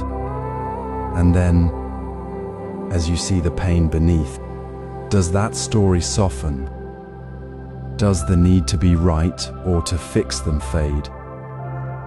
You might find that your own shoulders relax, your breath deepens, and the space between you and the other person feels less like a battlefield and more like a shared moment of human fragility. This is not about excusing behavior, nor is it about becoming passive. It is about recognizing that everyone carries invisible weights, and the act of seeing their suffering without judgment allows your own heart to open wider. It heals the part of you that has been holding on to the idea that others should be different, that they should not cause you pain. You realize that your own peace is not dependent on their behavior changing.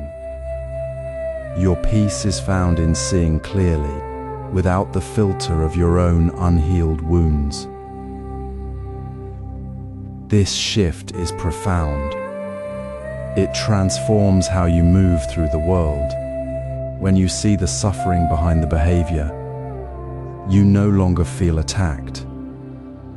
You see the human being struggling, just as you do. You feel the connection, the shared breath of life beneath the surface storm. The effort to be right, to defend, to judge, simply falls away. And in that falling away, you find a deep quiet.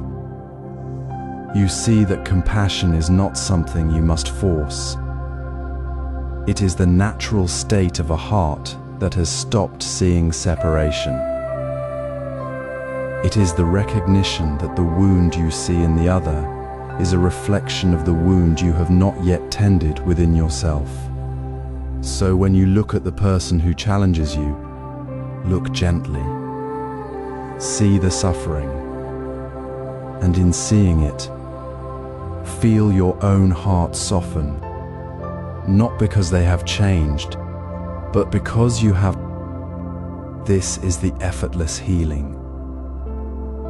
This is the natural flow of peace.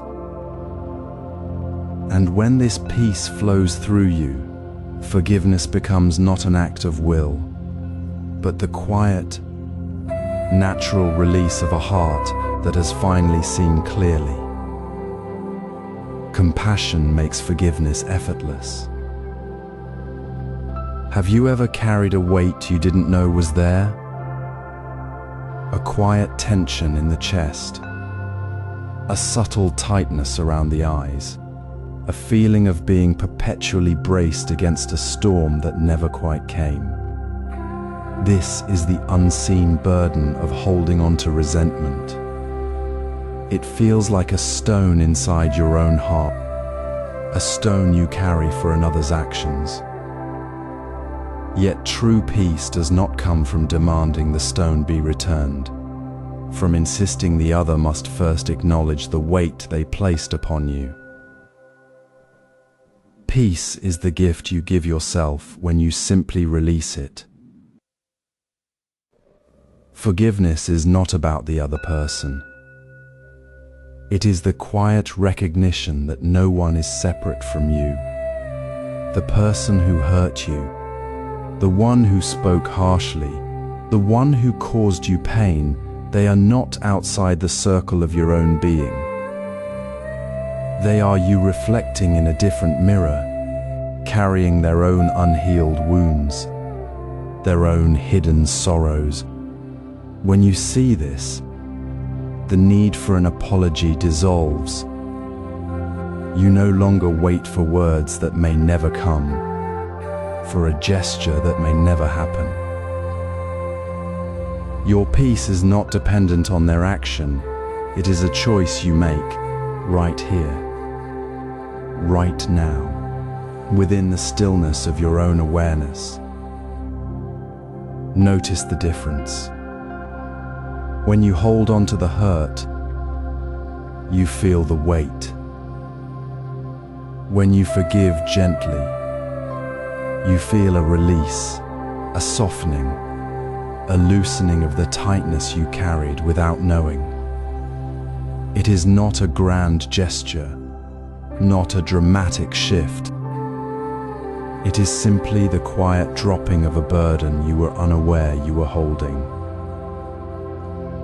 Like a leaf drifting down from a branch, it happens without force, without effort. You do not strive to forgive, you simply notice the weight is no longer needed, and it falls away. This is not forgetting, nor is it excusing. It is the natural flow of recognizing the shared human condition, the understanding that all suffering, all pain, is part of the same vast, interconnected river. Imagine the tea master. A guest spills hot tea on the master's robe during a quiet ceremony. The guest gasps, eyes wide with shame. The master does not flinch, does not look down at the stain. Instead, they simply say, "It is water," and continue the ritual with the same calm attention. There is no anger, no demand for an apology, no lingering tension. The spill is simply a moment in the flow, not a fracture in the relationship. The master's peace was never threatened because they never saw separation. They saw the guest's moment of clumsiness as part of the shared experience of being human. The burden of the spill was never carried by the master. It was simply released. This is the gentle practice. It begins not with grand pronouncements, but with a simple noticing. When a thought of the other's action arises, pause. Feel the tension in your body. Then, without judgment, gently release it. Let the need for them to be different fall away. Your peace is the gift you offer yourself, and in offering it, you allow the natural calm of the pond to reflect the world clearly once more. You are not forgiving them for your sake, you are freeing yourself from the illusion of separation. Notice how the space where resentment lived now feels open, light, and quiet. It is not empty, it is filled with the quiet hum of presence. This is the natural state. There is no effort to be calm, no striving to be peaceful. You simply are, as the water is, as the mountain is, as the sky is, without needing to be anything other than what you already are. And in that space, calm responses arise naturally, without force, without the need to fix or to prove. They flow like the river, gentle and sure. Imagine the quiet strength of a mountain holding steady through a sudden storm. Rain may lash its slopes, winds may howl, yet the mountain remains, its presence a deep, unchanging calm. This is the natural state we return to when we remember our own wholeness. Calm responses do not come from forcing peace or suppressing our feelings. They arise from the quiet, knowing that we are already complete, already whole, right here, right now. We don't need to earn calm through perfect behavior. It flows from the bedrock of our being. When a sharp word lands or a situation stirs frustration, the first step isn't to react, but to feel the solid ground beneath your feet. Feel the breath moving gently in your chest. This simple act grounds you in your own unshakable stability. Your calm isn't a mask you put on. It's the natural expression of your inherent peace. You are not becoming calm, you are remembering it. The trigger may be real, but your response is not dictated by it. You stand on the earth, rooted and steady, while the storm of reaction passes through you, not through your center. Consider the simple scene of a Zen monk tending his garden on a rainy afternoon. Raindrops fall heavily. Wind stirs the leaves. A visitor arrives, agitated. voice raised about a misunderstanding. The monk pauses, gently placing his watering can down. He meets the visitor's words with a soft, steady gaze, his posture relaxed, his feet firmly on the damp earth. He does not flinch, does not defend, does not escalate. He simply listens, his calm presence a quiet space. The visitor's sharp words soften, the tension in the air eases. The monk's response wasn't a strategy, it was the natural flow of his own centered being. The energy of the room shifted from sharp and brittle to soft and open, simply because one person chose to stand firmly in their own peace.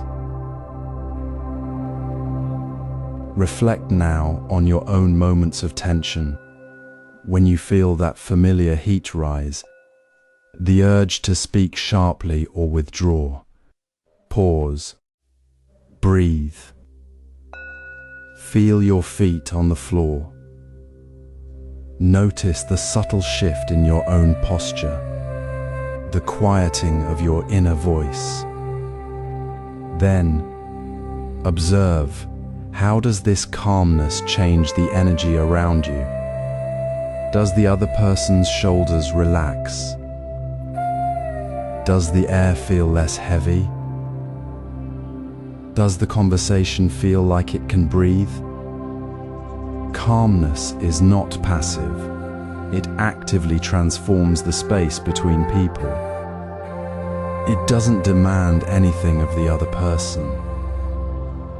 It simply offers a different kind of presence. A shared space where understanding can gently emerge.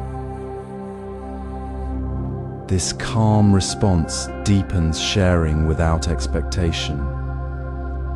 It becomes the natural bridge for connection, flowing from the quiet center of our own wholeness, not from the need to fix or change the other. It's the space where true listening begins, where words carry less weight and more tenderness. The ground beneath our feet remains steady, and from that steady ground, our words and presence become a gentle, healing force in the world. Recall the mountain holding calm through storm, a deep, steady presence that needs no force to be whole. This calm, remembered within, becomes the ground from which true sharing flows naturally. It is not the effort to be kind, but the quiet joy of giving that arises when we release the need for anything in return.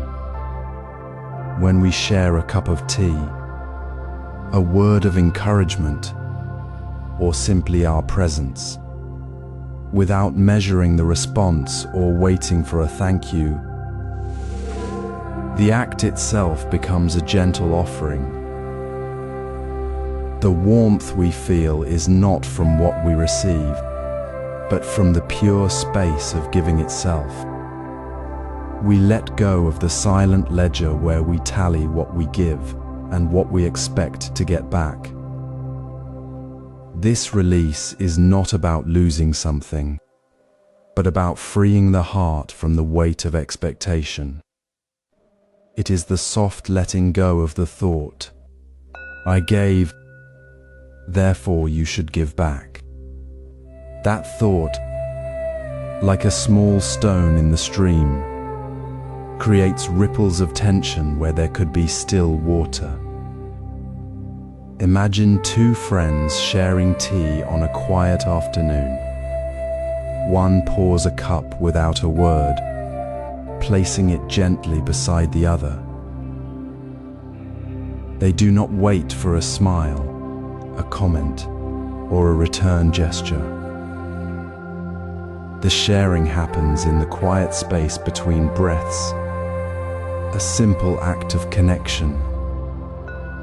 The other person feels the warmth of the cup, the care in the gesture, and offers a quiet thank you if they wish. But the giver feels no need for that response. The joy comes from the act of sharing itself, the shared moment of calm, not from the outcome. This is how harmony deepens. It is not about perfect agreement, but about the ease of being together, even when differences remain.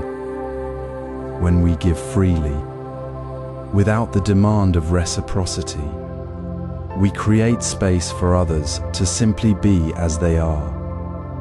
We accept their presence, their words, their silence, without needing them to mirror our own. The difference in their response no longer feels like a lack, but like part of the natural flow of life. Today, offer something freely without waiting for a response. It might be a kind word, a small gesture, or simply your full attention. Place it down gently in the present moment, like a stone dropped into still water. Feel the quiet joy in the giving itself, not in what you receive. Notice how this small act loosens the grip of expectation within you. See how the space around you becomes softer, more open. This is the practice, to give as the mountain gives its presence, as the river gives its flow, without needing to hold the water back. Letting go of the need for a response creates a deep openness. It allows the natural rhythm of connection to unfold. In this openness, differences become not barriers, but the very texture of harmony. When giving flows without demand, differences become the gentle breeze that carries the scent of shared peace, effortless and whole. Imagine sitting quietly in a forest after rain. The air hums with the sound of different leaves dripping, birds calling in distinct voices, insects buzzing at varied pitches. There is no single note trying to dominate, yet the whole forest breathes as one harmonious presence. This is not silence, but a deep, living music. Differences are not disruptions to be corrected.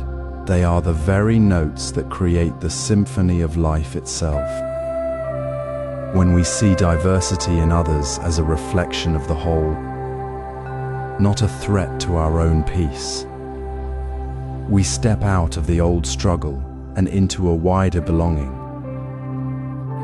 We often mistake difference for division, fearing what we do not understand.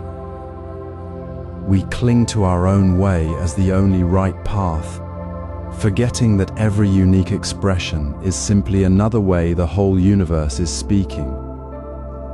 A maple tree does not resent the pine beside it for its different shape or scent. It simply is, contributing its own shade, its own rhythm to the forest's song. Similarly, in our relationships, when we release the need for others to be exactly like us, we open space for a richer, more authentic connection. The friction we feel when encountering difference dissolves when we remember we are all part of the same living whole, each note essential to the harmony. Consider your own life. When you accept the quiet strength in a friend who thinks differently, or the gentle patience in someone whose pace is slower, what happens inside you? Does a tightness loosen? Does a quiet joy arise?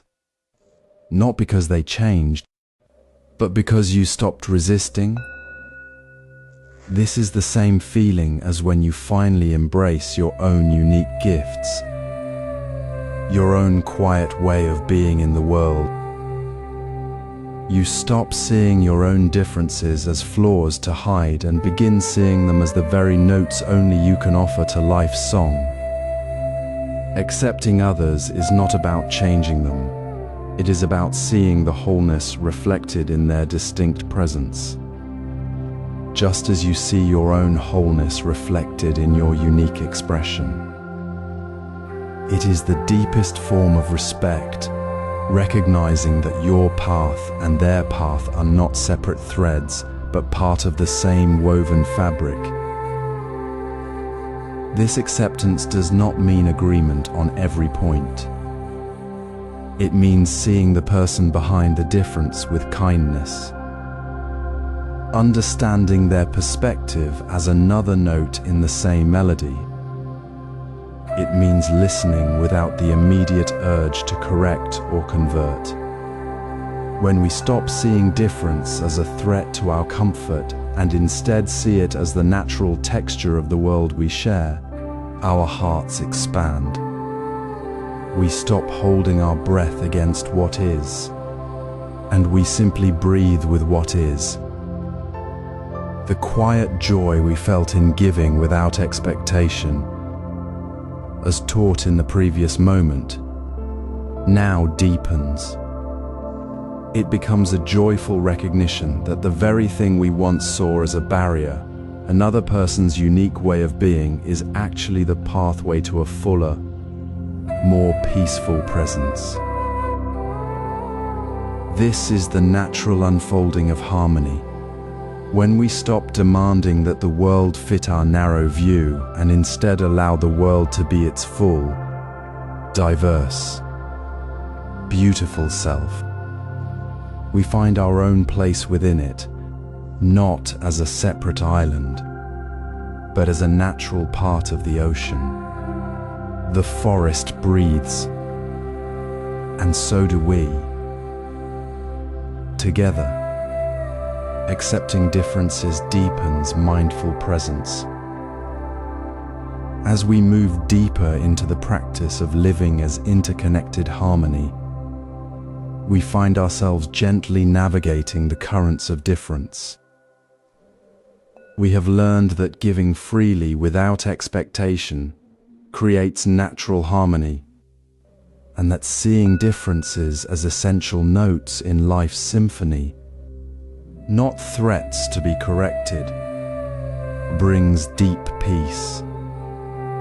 Now, when disagreements arise, those moments where our views seem to collide like two streams meeting, we are invited to meet them with a different kind of knowing.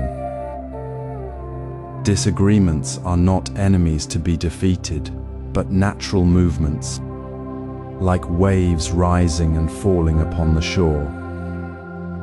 They appear, they hold their shape for a moment, and then they return to the sea.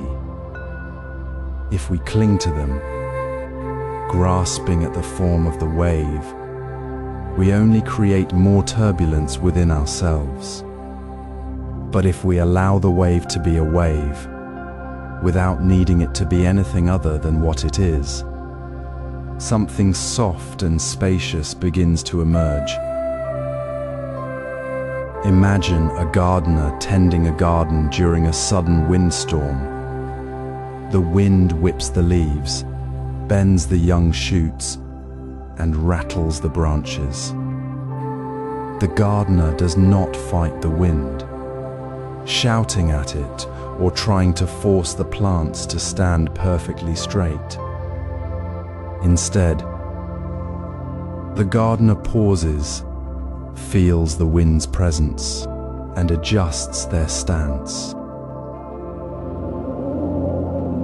They might gently support a fragile stem, but they do not resist the wind itself. They understand the wind is part of the garden's life, not its enemy.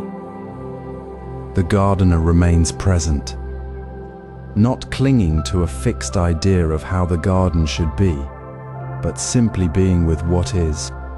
This is the practice we are learning, to pause in the moment of difference, to take a breath that is not about winning or proving, but simply about being aware. Then, we ask softly within ourselves, what truth is this disagreement pointing to? It might be a need for greater understanding, a hidden fear, a shared value we both hold but express differently, or simply a momentary disturbance in the flow of connection. The disagreement itself is not the problem. The problem is our resistance to it.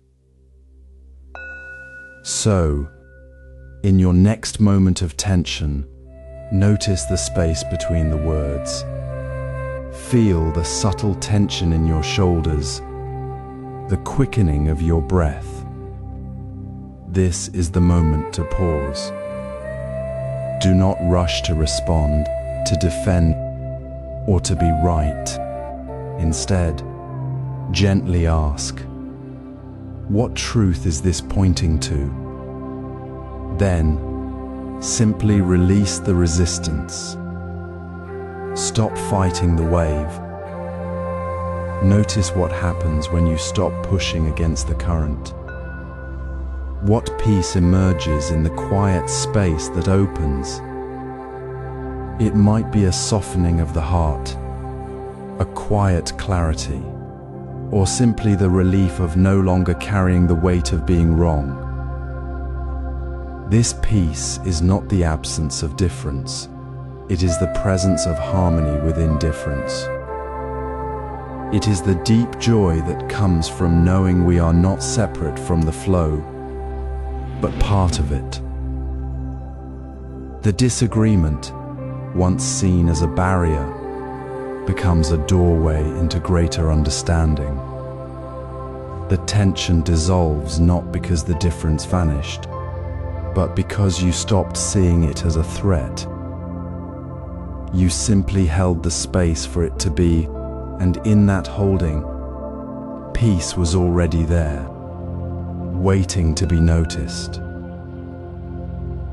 This gentle space where patience lives is where presence deepens.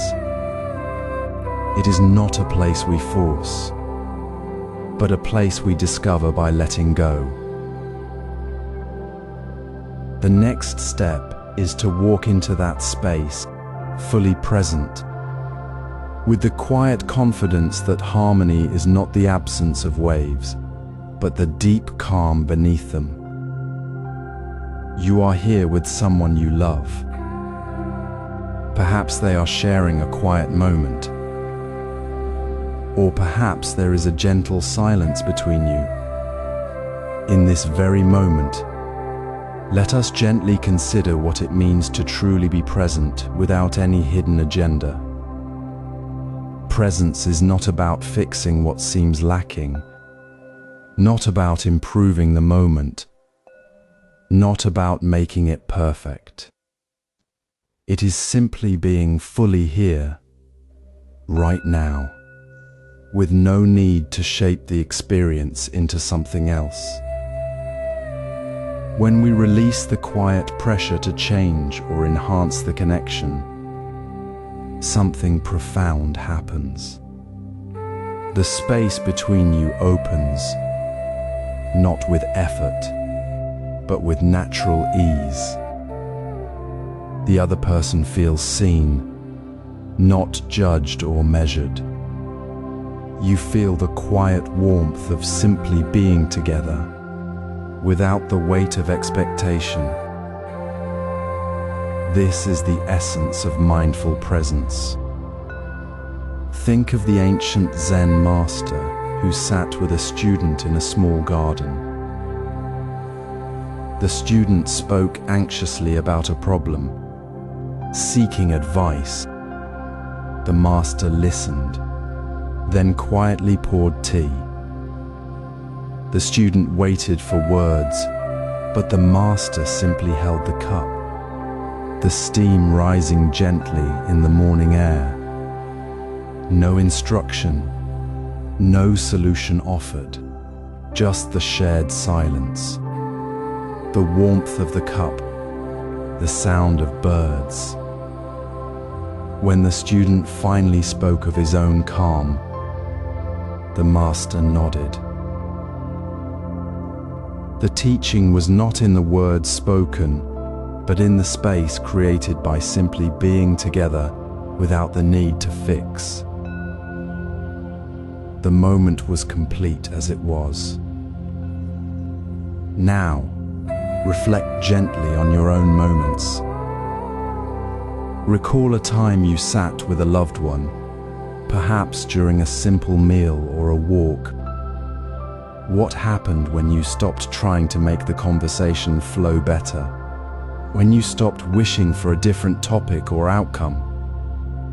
Did the tension ease? Did you notice a deeper calm in their eyes or in your own heart? Did the connection feel lighter, warmer, more real? Presence changes everything because it stops the inner dialogue of judgment and correction. It allows the natural quality of the relationship to shine through, unburdened by our constant striving. It is not about grand gestures, but about the quiet courage to be exactly where you are, with no hidden agenda, no need to make it better.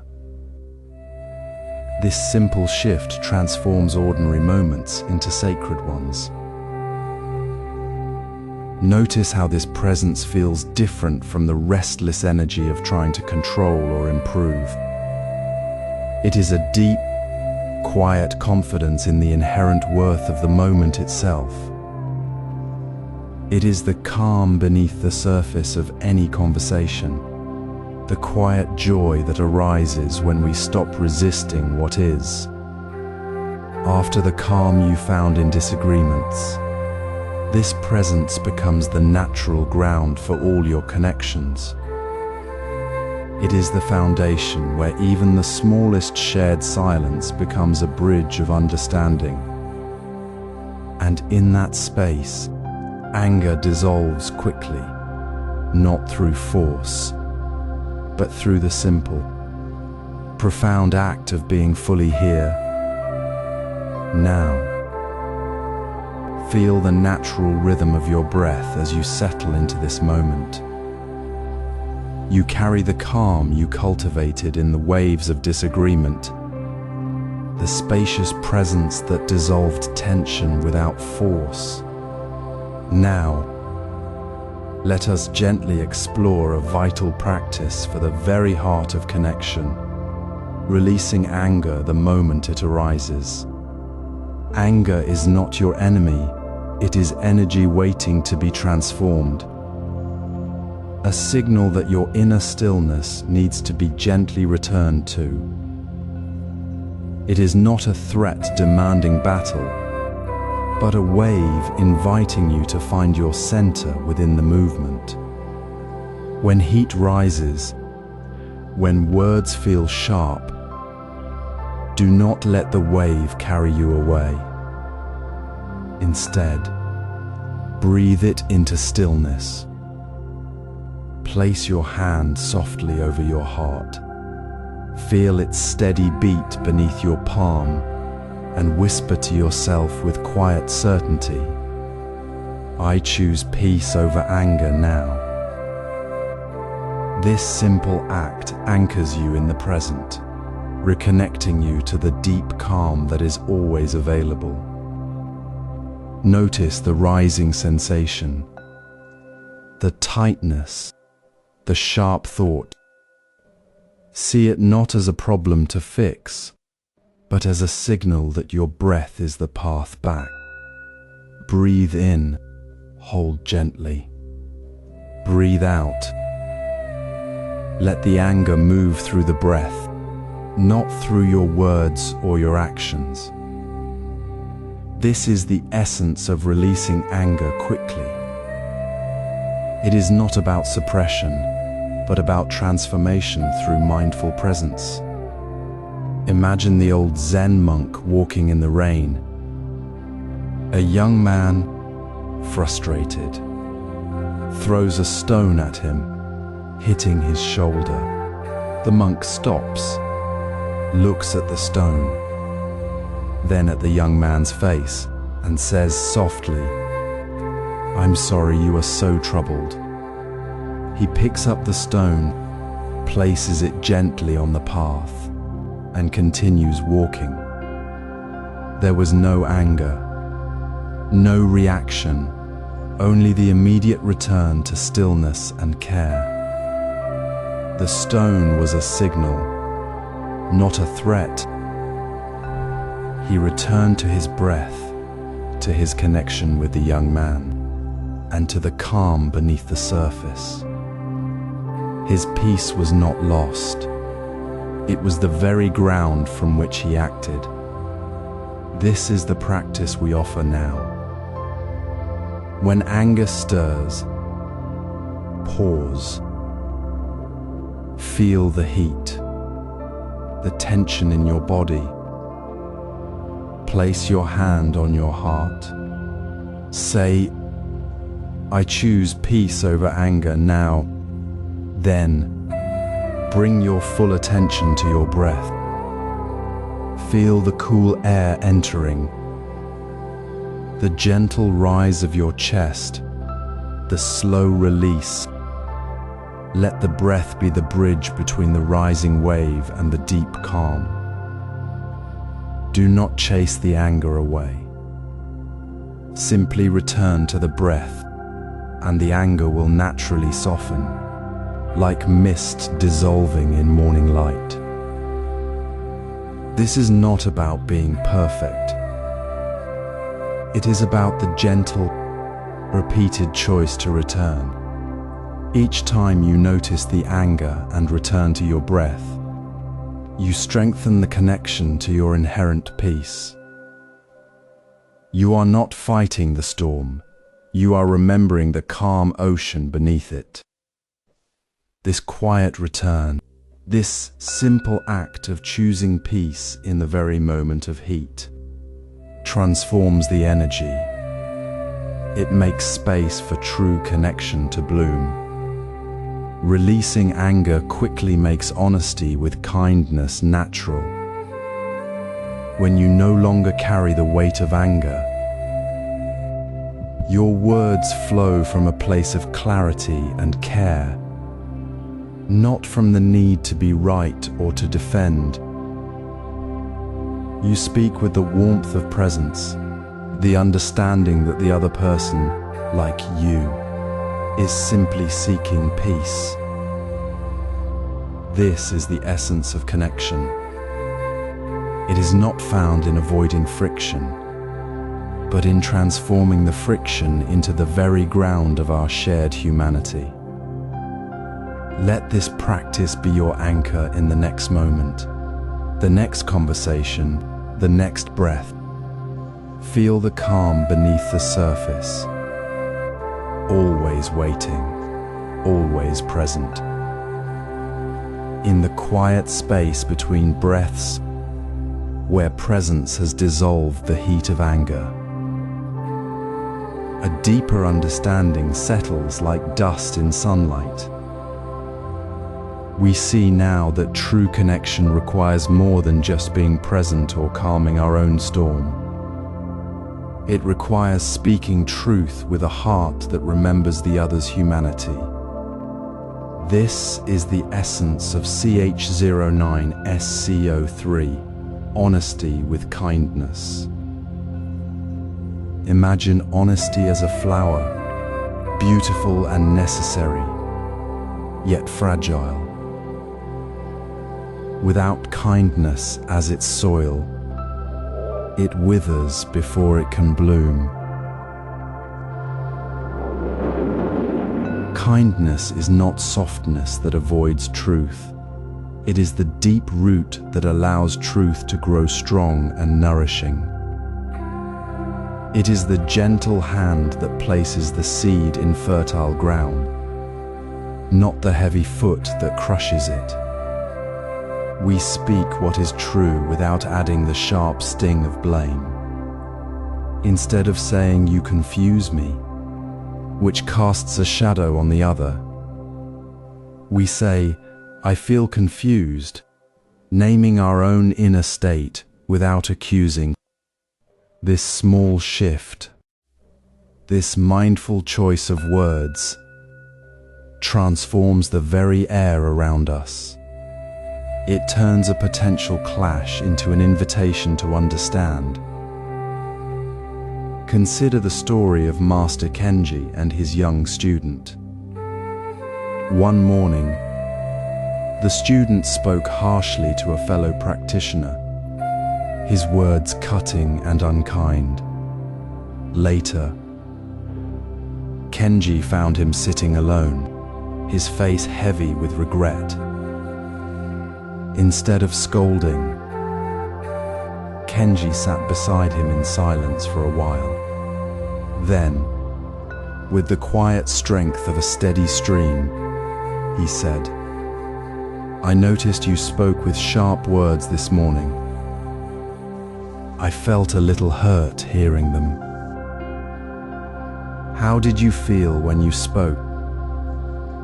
The student, surprised by the gentle inquiry, not the judgment, began to share his own frustration. The master's words, rooted in his own feeling of being hurt, not in blame, opened the door. The student didn't feel attacked, he felt seen and understood. The truth of his action was clear, yet the kindness in the way it was shared allowed him to truly hear it, to grow from it. The harsh words were not erased, but their sting was softened by the soil of care. This is how kindness makes honesty powerful. It doesn't make the truth softer, it makes it more alive, more capable of reaching the heart and fostering change. When we speak from a place of care, our words carry the weight of compassion, not the weight of criticism. They become seeds planted with tenderness, not stones thrown in anger.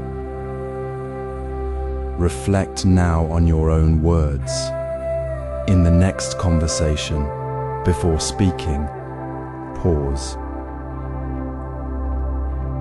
Ask yourself, what is the truth I need to share? And how can I share it with a gentle soil of kindness beneath it? Is my language naming my own feeling, or is it blaming the other? Does my tone carry warmth, or does it carry the cold edge of judgment? When we speak the truth with this mindful kindness, we don't just communicate information, we create a space where the other can hear us without flinching, where they can meet our honesty with their own openness. We deepen the connection, not because we avoid the hard thing, but because we hold it with care. The truth shared in kindness becomes a bridge, not a barrier. It dissolves the walls we build with harsh words and reveals the shared ground beneath. This is the quiet power that flows from the heart when honesty and kindness walk together as one. Honesty with kindness deepens peace in silence. In the quiet space between breaths, where words dissolve like mist, something deeper begins to stir. We often seek connection through sound, through the need to be heard or to understand. But true connection does not require a single syllable. It happens in the stillness where the heart meets the heart without the noise of thought. This is the essence of CH Nur 9 SC Vo 4, finding peace in silence, Silence is not empty. It is the fertile ground where presence blossoms. When we stop speaking, stop explaining, stop even thinking about speaking, we create a space so open that we can feel the subtle rhythm of shared existence. It is in this space that the breath of another becomes a gentle echo of our own, a silent recognition that we are not alone in this moment. We breathe together, not by design, but simply because stillness allows us to feel the pulse of life that connects us all. Imagine two people sitting side by side in a garden at dawn. The birds are just beginning to sing. The air is cool and fresh. There is no need to speak. They simply sit. One might notice the way the other's shoulders relax, the quiet ease in their posture. They feel the same cool breeze on their skin, the same soft light on the leaves. In that unspoken togetherness, a profound sense of belonging arises.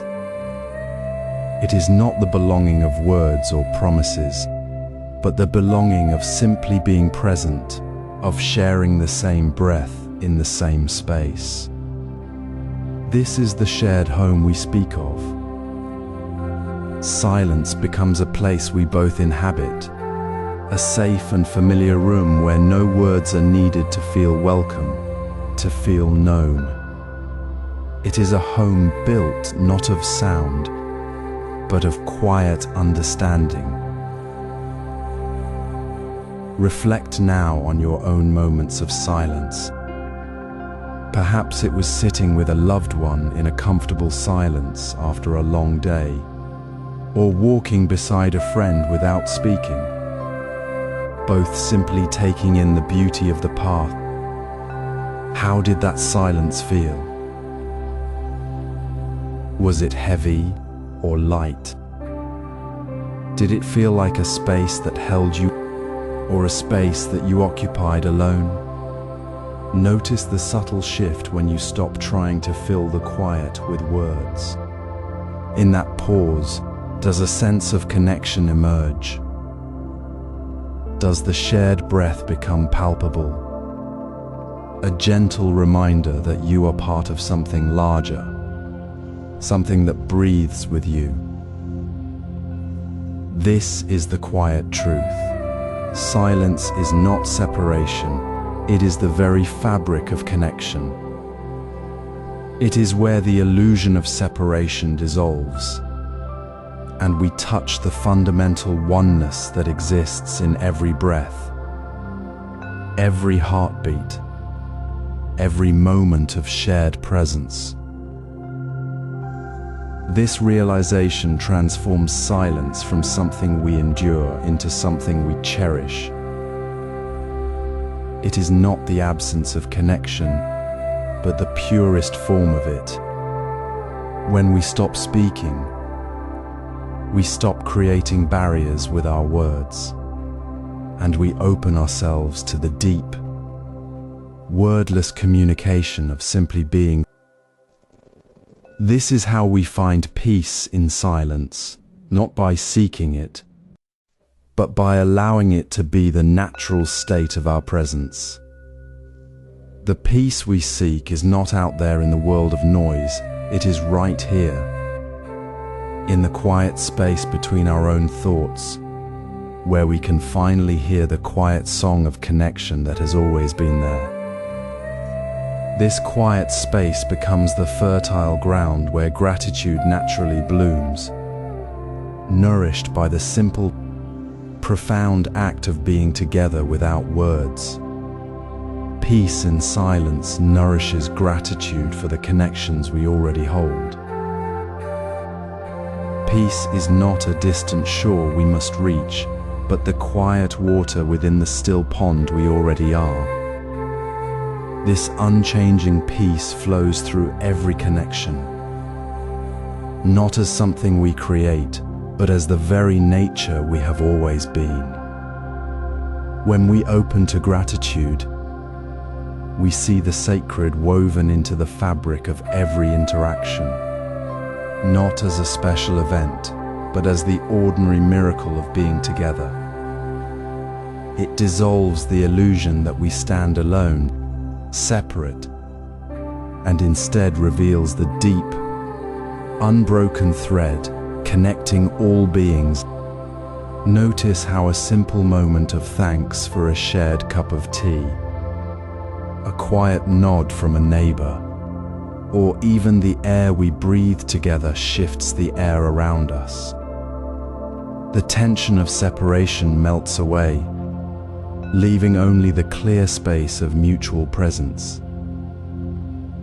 This is not about grand gestures of thanks, but about seeing the profound gift in the everyday, the sacred in the seemingly ordinary.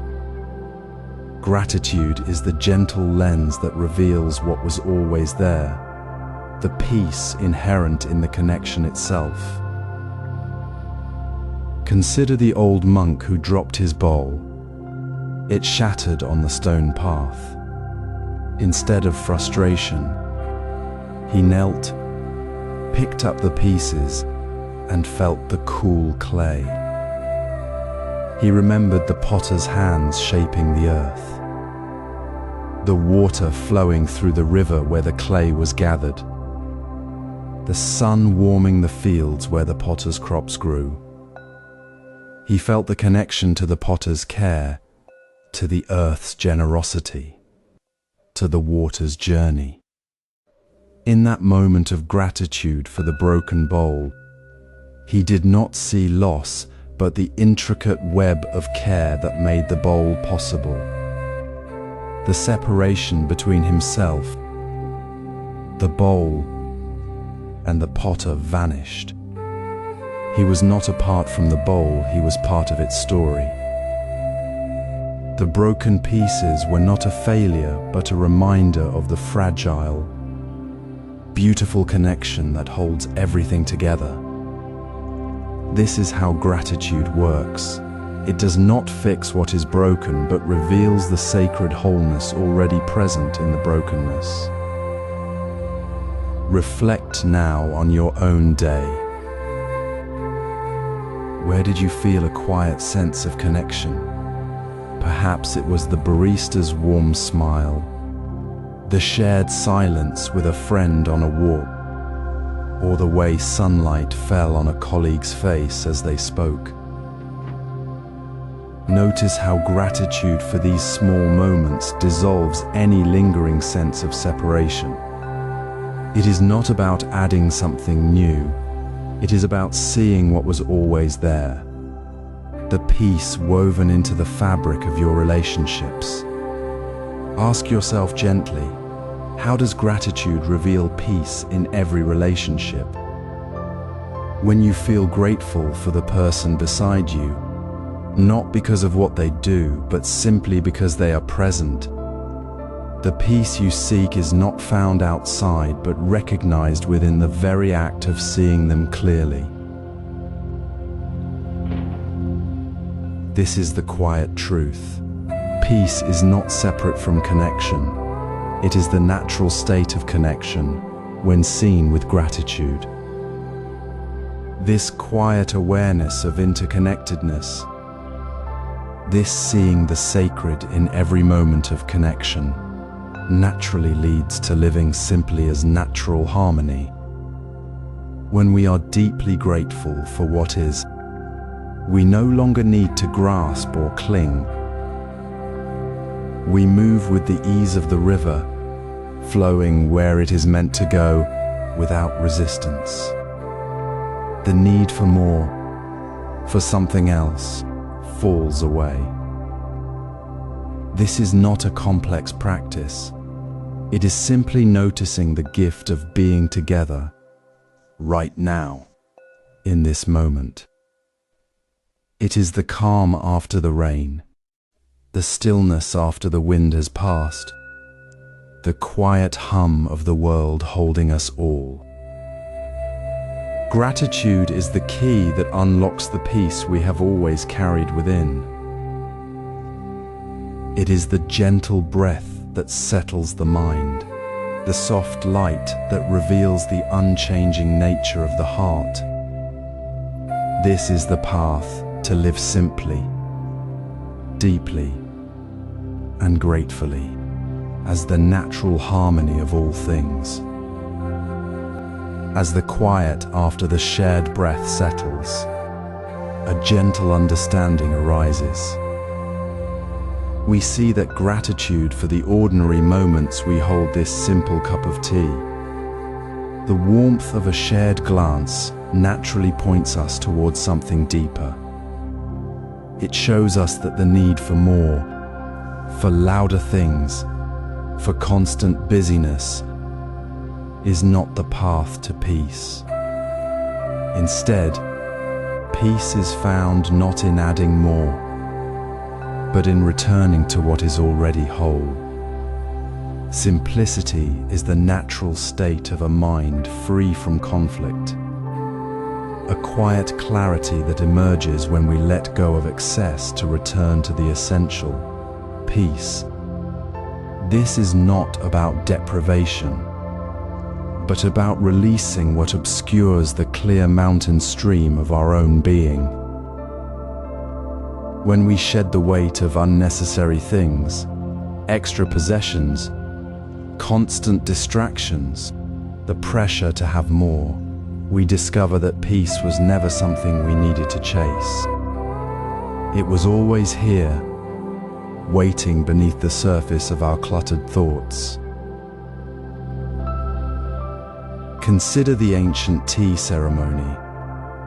A single bowl, a single brush, a single moment of presence. The host moves with quiet purpose, each gesture deliberate, each object chosen for its essential role. There is no room for distraction, no need for ornamentation. The space itself becomes a vessel for calm. The focus is entirely on the act of sharing, on the warmth of the bowl in the hands, on the shared silence between sips. No conflict arises because there is no excess to create tension. The simplicity of the setting allows the true connection, the simple act of offering and receiving, to bloom effortlessly. The host and guest are not separated by noise, they are united by the quiet presence of the moment, free from the burden of what is not needed. This is the peace inherent in the essential. So, what might simplicity look like in your own life? Not a grand, overwhelming shift, but a single step. Choose one small area where you feel the weight of excess, the clutter on your desk, the endless notifications on your phone, the mental list of things you feel you must do. For 1 week, intentionally simplify that one thing. Clear the desk. Turn off non-essential alerts. Say no to one extra demand. Notice the space that opens up. Feel the lightness in your breath, the quiet that settles in your mind. This isn't about achieving perfection, it's about practice. It's about feeling the subtle shift from striving to simply being. You may find that with less to manage, your attention becomes clearer, your connections feel more genuine, and a deep sense of ease begins to settle in your bones. This is the practice of returning to the essential. This gentle practice of simplifying one area is not an escape from life's changes. It is, in fact, the very ground from which we can embrace impermanence without fear. When we live simply, we see that change is not a threat but a gentle unfolding, like leaves drifting on a calm stream. We are no longer clinging to the illusion of a fixed, perfect state, but resting in the natural flow of things as they are. The peace we find in simplicity is not fragile. It is the unchanging ground beneath all that changes. It is the quiet certainty that we are already whole, already at peace, simply because we are here, present and unburdened. As you settle into this quiet space, notice the gentle rhythm of your breath. The simplicity you discovered in the ordinary moments of life, the quiet clarity of releasing excess, has brought you here. Now, let us gently consider the very heart of our relationships, their ever-changing nature. We often feel a pang when someone leaves. A friendship shifts, or a familiar presence fades. We name this feeling loss, a wound. But what if we see it differently? What if we recognize that impermanence is not an ending, but the natural, flowing dance of life itself? It is the wind moving through the leaves, the river carving its path, the gentle turning of the seasons. This movement is not a threat to connection. It is the very breath of connection, the life force flowing through all things. Imagine a small, simple garden you tend. You plant seeds in the spring, nurture the seedlings through the warm days, watch the flowers bloom in vibrant color. You see the beauty of the blossoms, the scent on the air. Then, one day, the first frost arrives. The petals fall softly to the ground. The vibrant green of the leaves turns to gold and brown. It is not a tragedy. It is the natural unfolding of the season. You do not mourn the falling petals as a loss. You see the cycle completing, the earth preparing for the next growth. The garden's beauty was never in the permanence of the bloom, but in the fullness of its presence in that moment, knowing it would change. This is the truth of relationships. The laughter shared, the quiet understanding in a glance, the comfort of a familiar voice, they are precious precisely because they are here now, not because they will always stay. Change is not the enemy of peace. It is the reminder that what we cherish is real, alive, and fleeting. When a friend moves far away, when a family dynamic shifts, when a relationship evolves in unexpected ways, pause. Do not grasp for what was, nor fear what is becoming. Instead, feel the preciousness of the connection as it is, right now, in this very moment of its being. See the change not as a threat to your peace, but as a gentle reminder to be fully present, to appreciate the unique beauty of this passing season in your shared life. Reflect quietly within yourself. When you feel the sting of a relationship changing, what arises? Do you feel the old pull of anxiety, the desire to hold fast, or can you soften, recognizing this shift as part of life's natural flow. How does this gentle acceptance, this understanding that change is the very nature of life, bring a deeper sense of peace? It releases the exhausting effort to control the uncontrollable. It allows you to meet each moment with openness, not fear. It reveals that peace is not found in static relationships, but in the deep, unshakable stillness within you that remains even as the external forms flow and change. This is the peace that was always here, inherent and unchanging. It is not dependent on the relationship staying the same. It is the ground upon which all change occurs, the calm sea beneath the shifting waves of life. This understanding, this soft embrace of impermanence, does not make us passive. It makes us more present, more compassionate, more fully alive in the relationships we have right now. It dissolves the fear that keeps us from truly seeing and touching the people before us. It deepens the inner stillness that allows us to move through life with grace and ease. Embracing impermanence deepens inner stillness. Look around you now.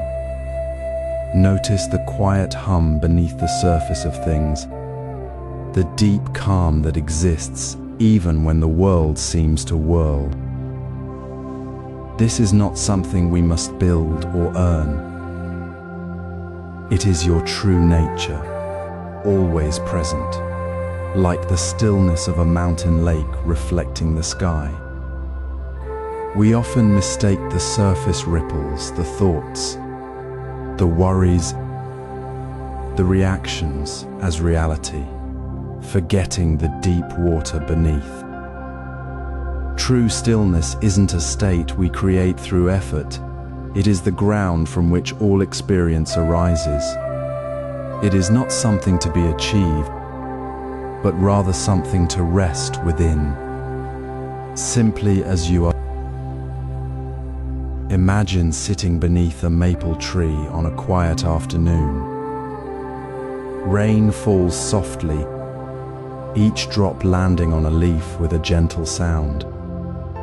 The leaves tremble, the branches sway, the wind moves through the canopy, yet the tree itself remains rooted, undisturbed at its core.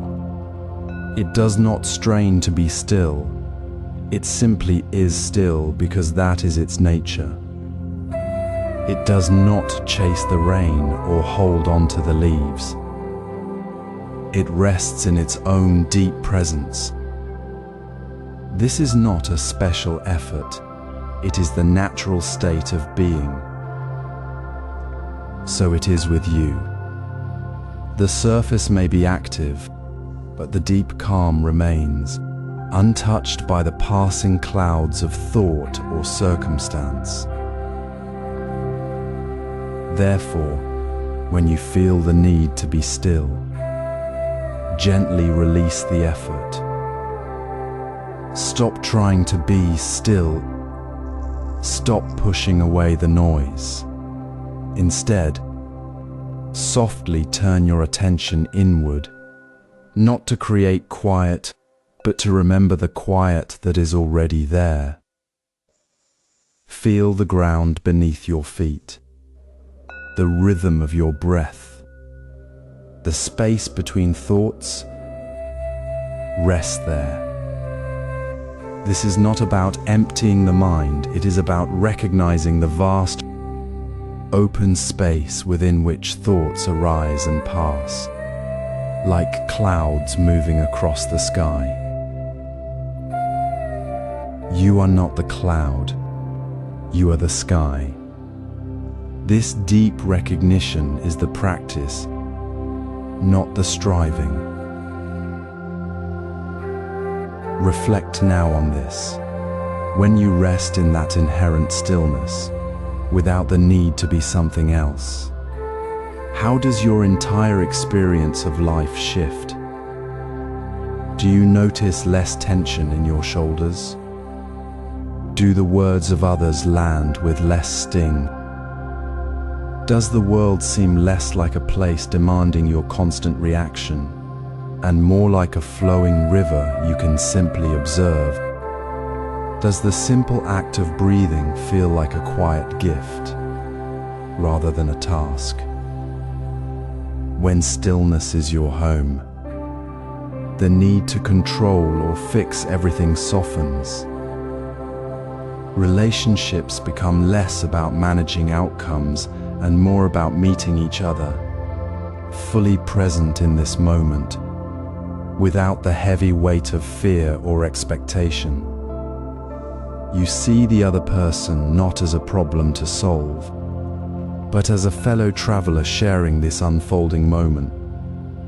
The peace you seek is not out there. It is the very ground you stand on, the quiet you are.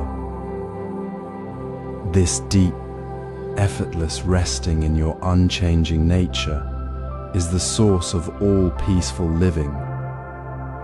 It is the quiet wellspring from which patience, kindness, and genuine connection naturally flow. When you know this stillness within, you no longer seek peace as an external achievement. You simply live from it, and the world reflects that calm back to you.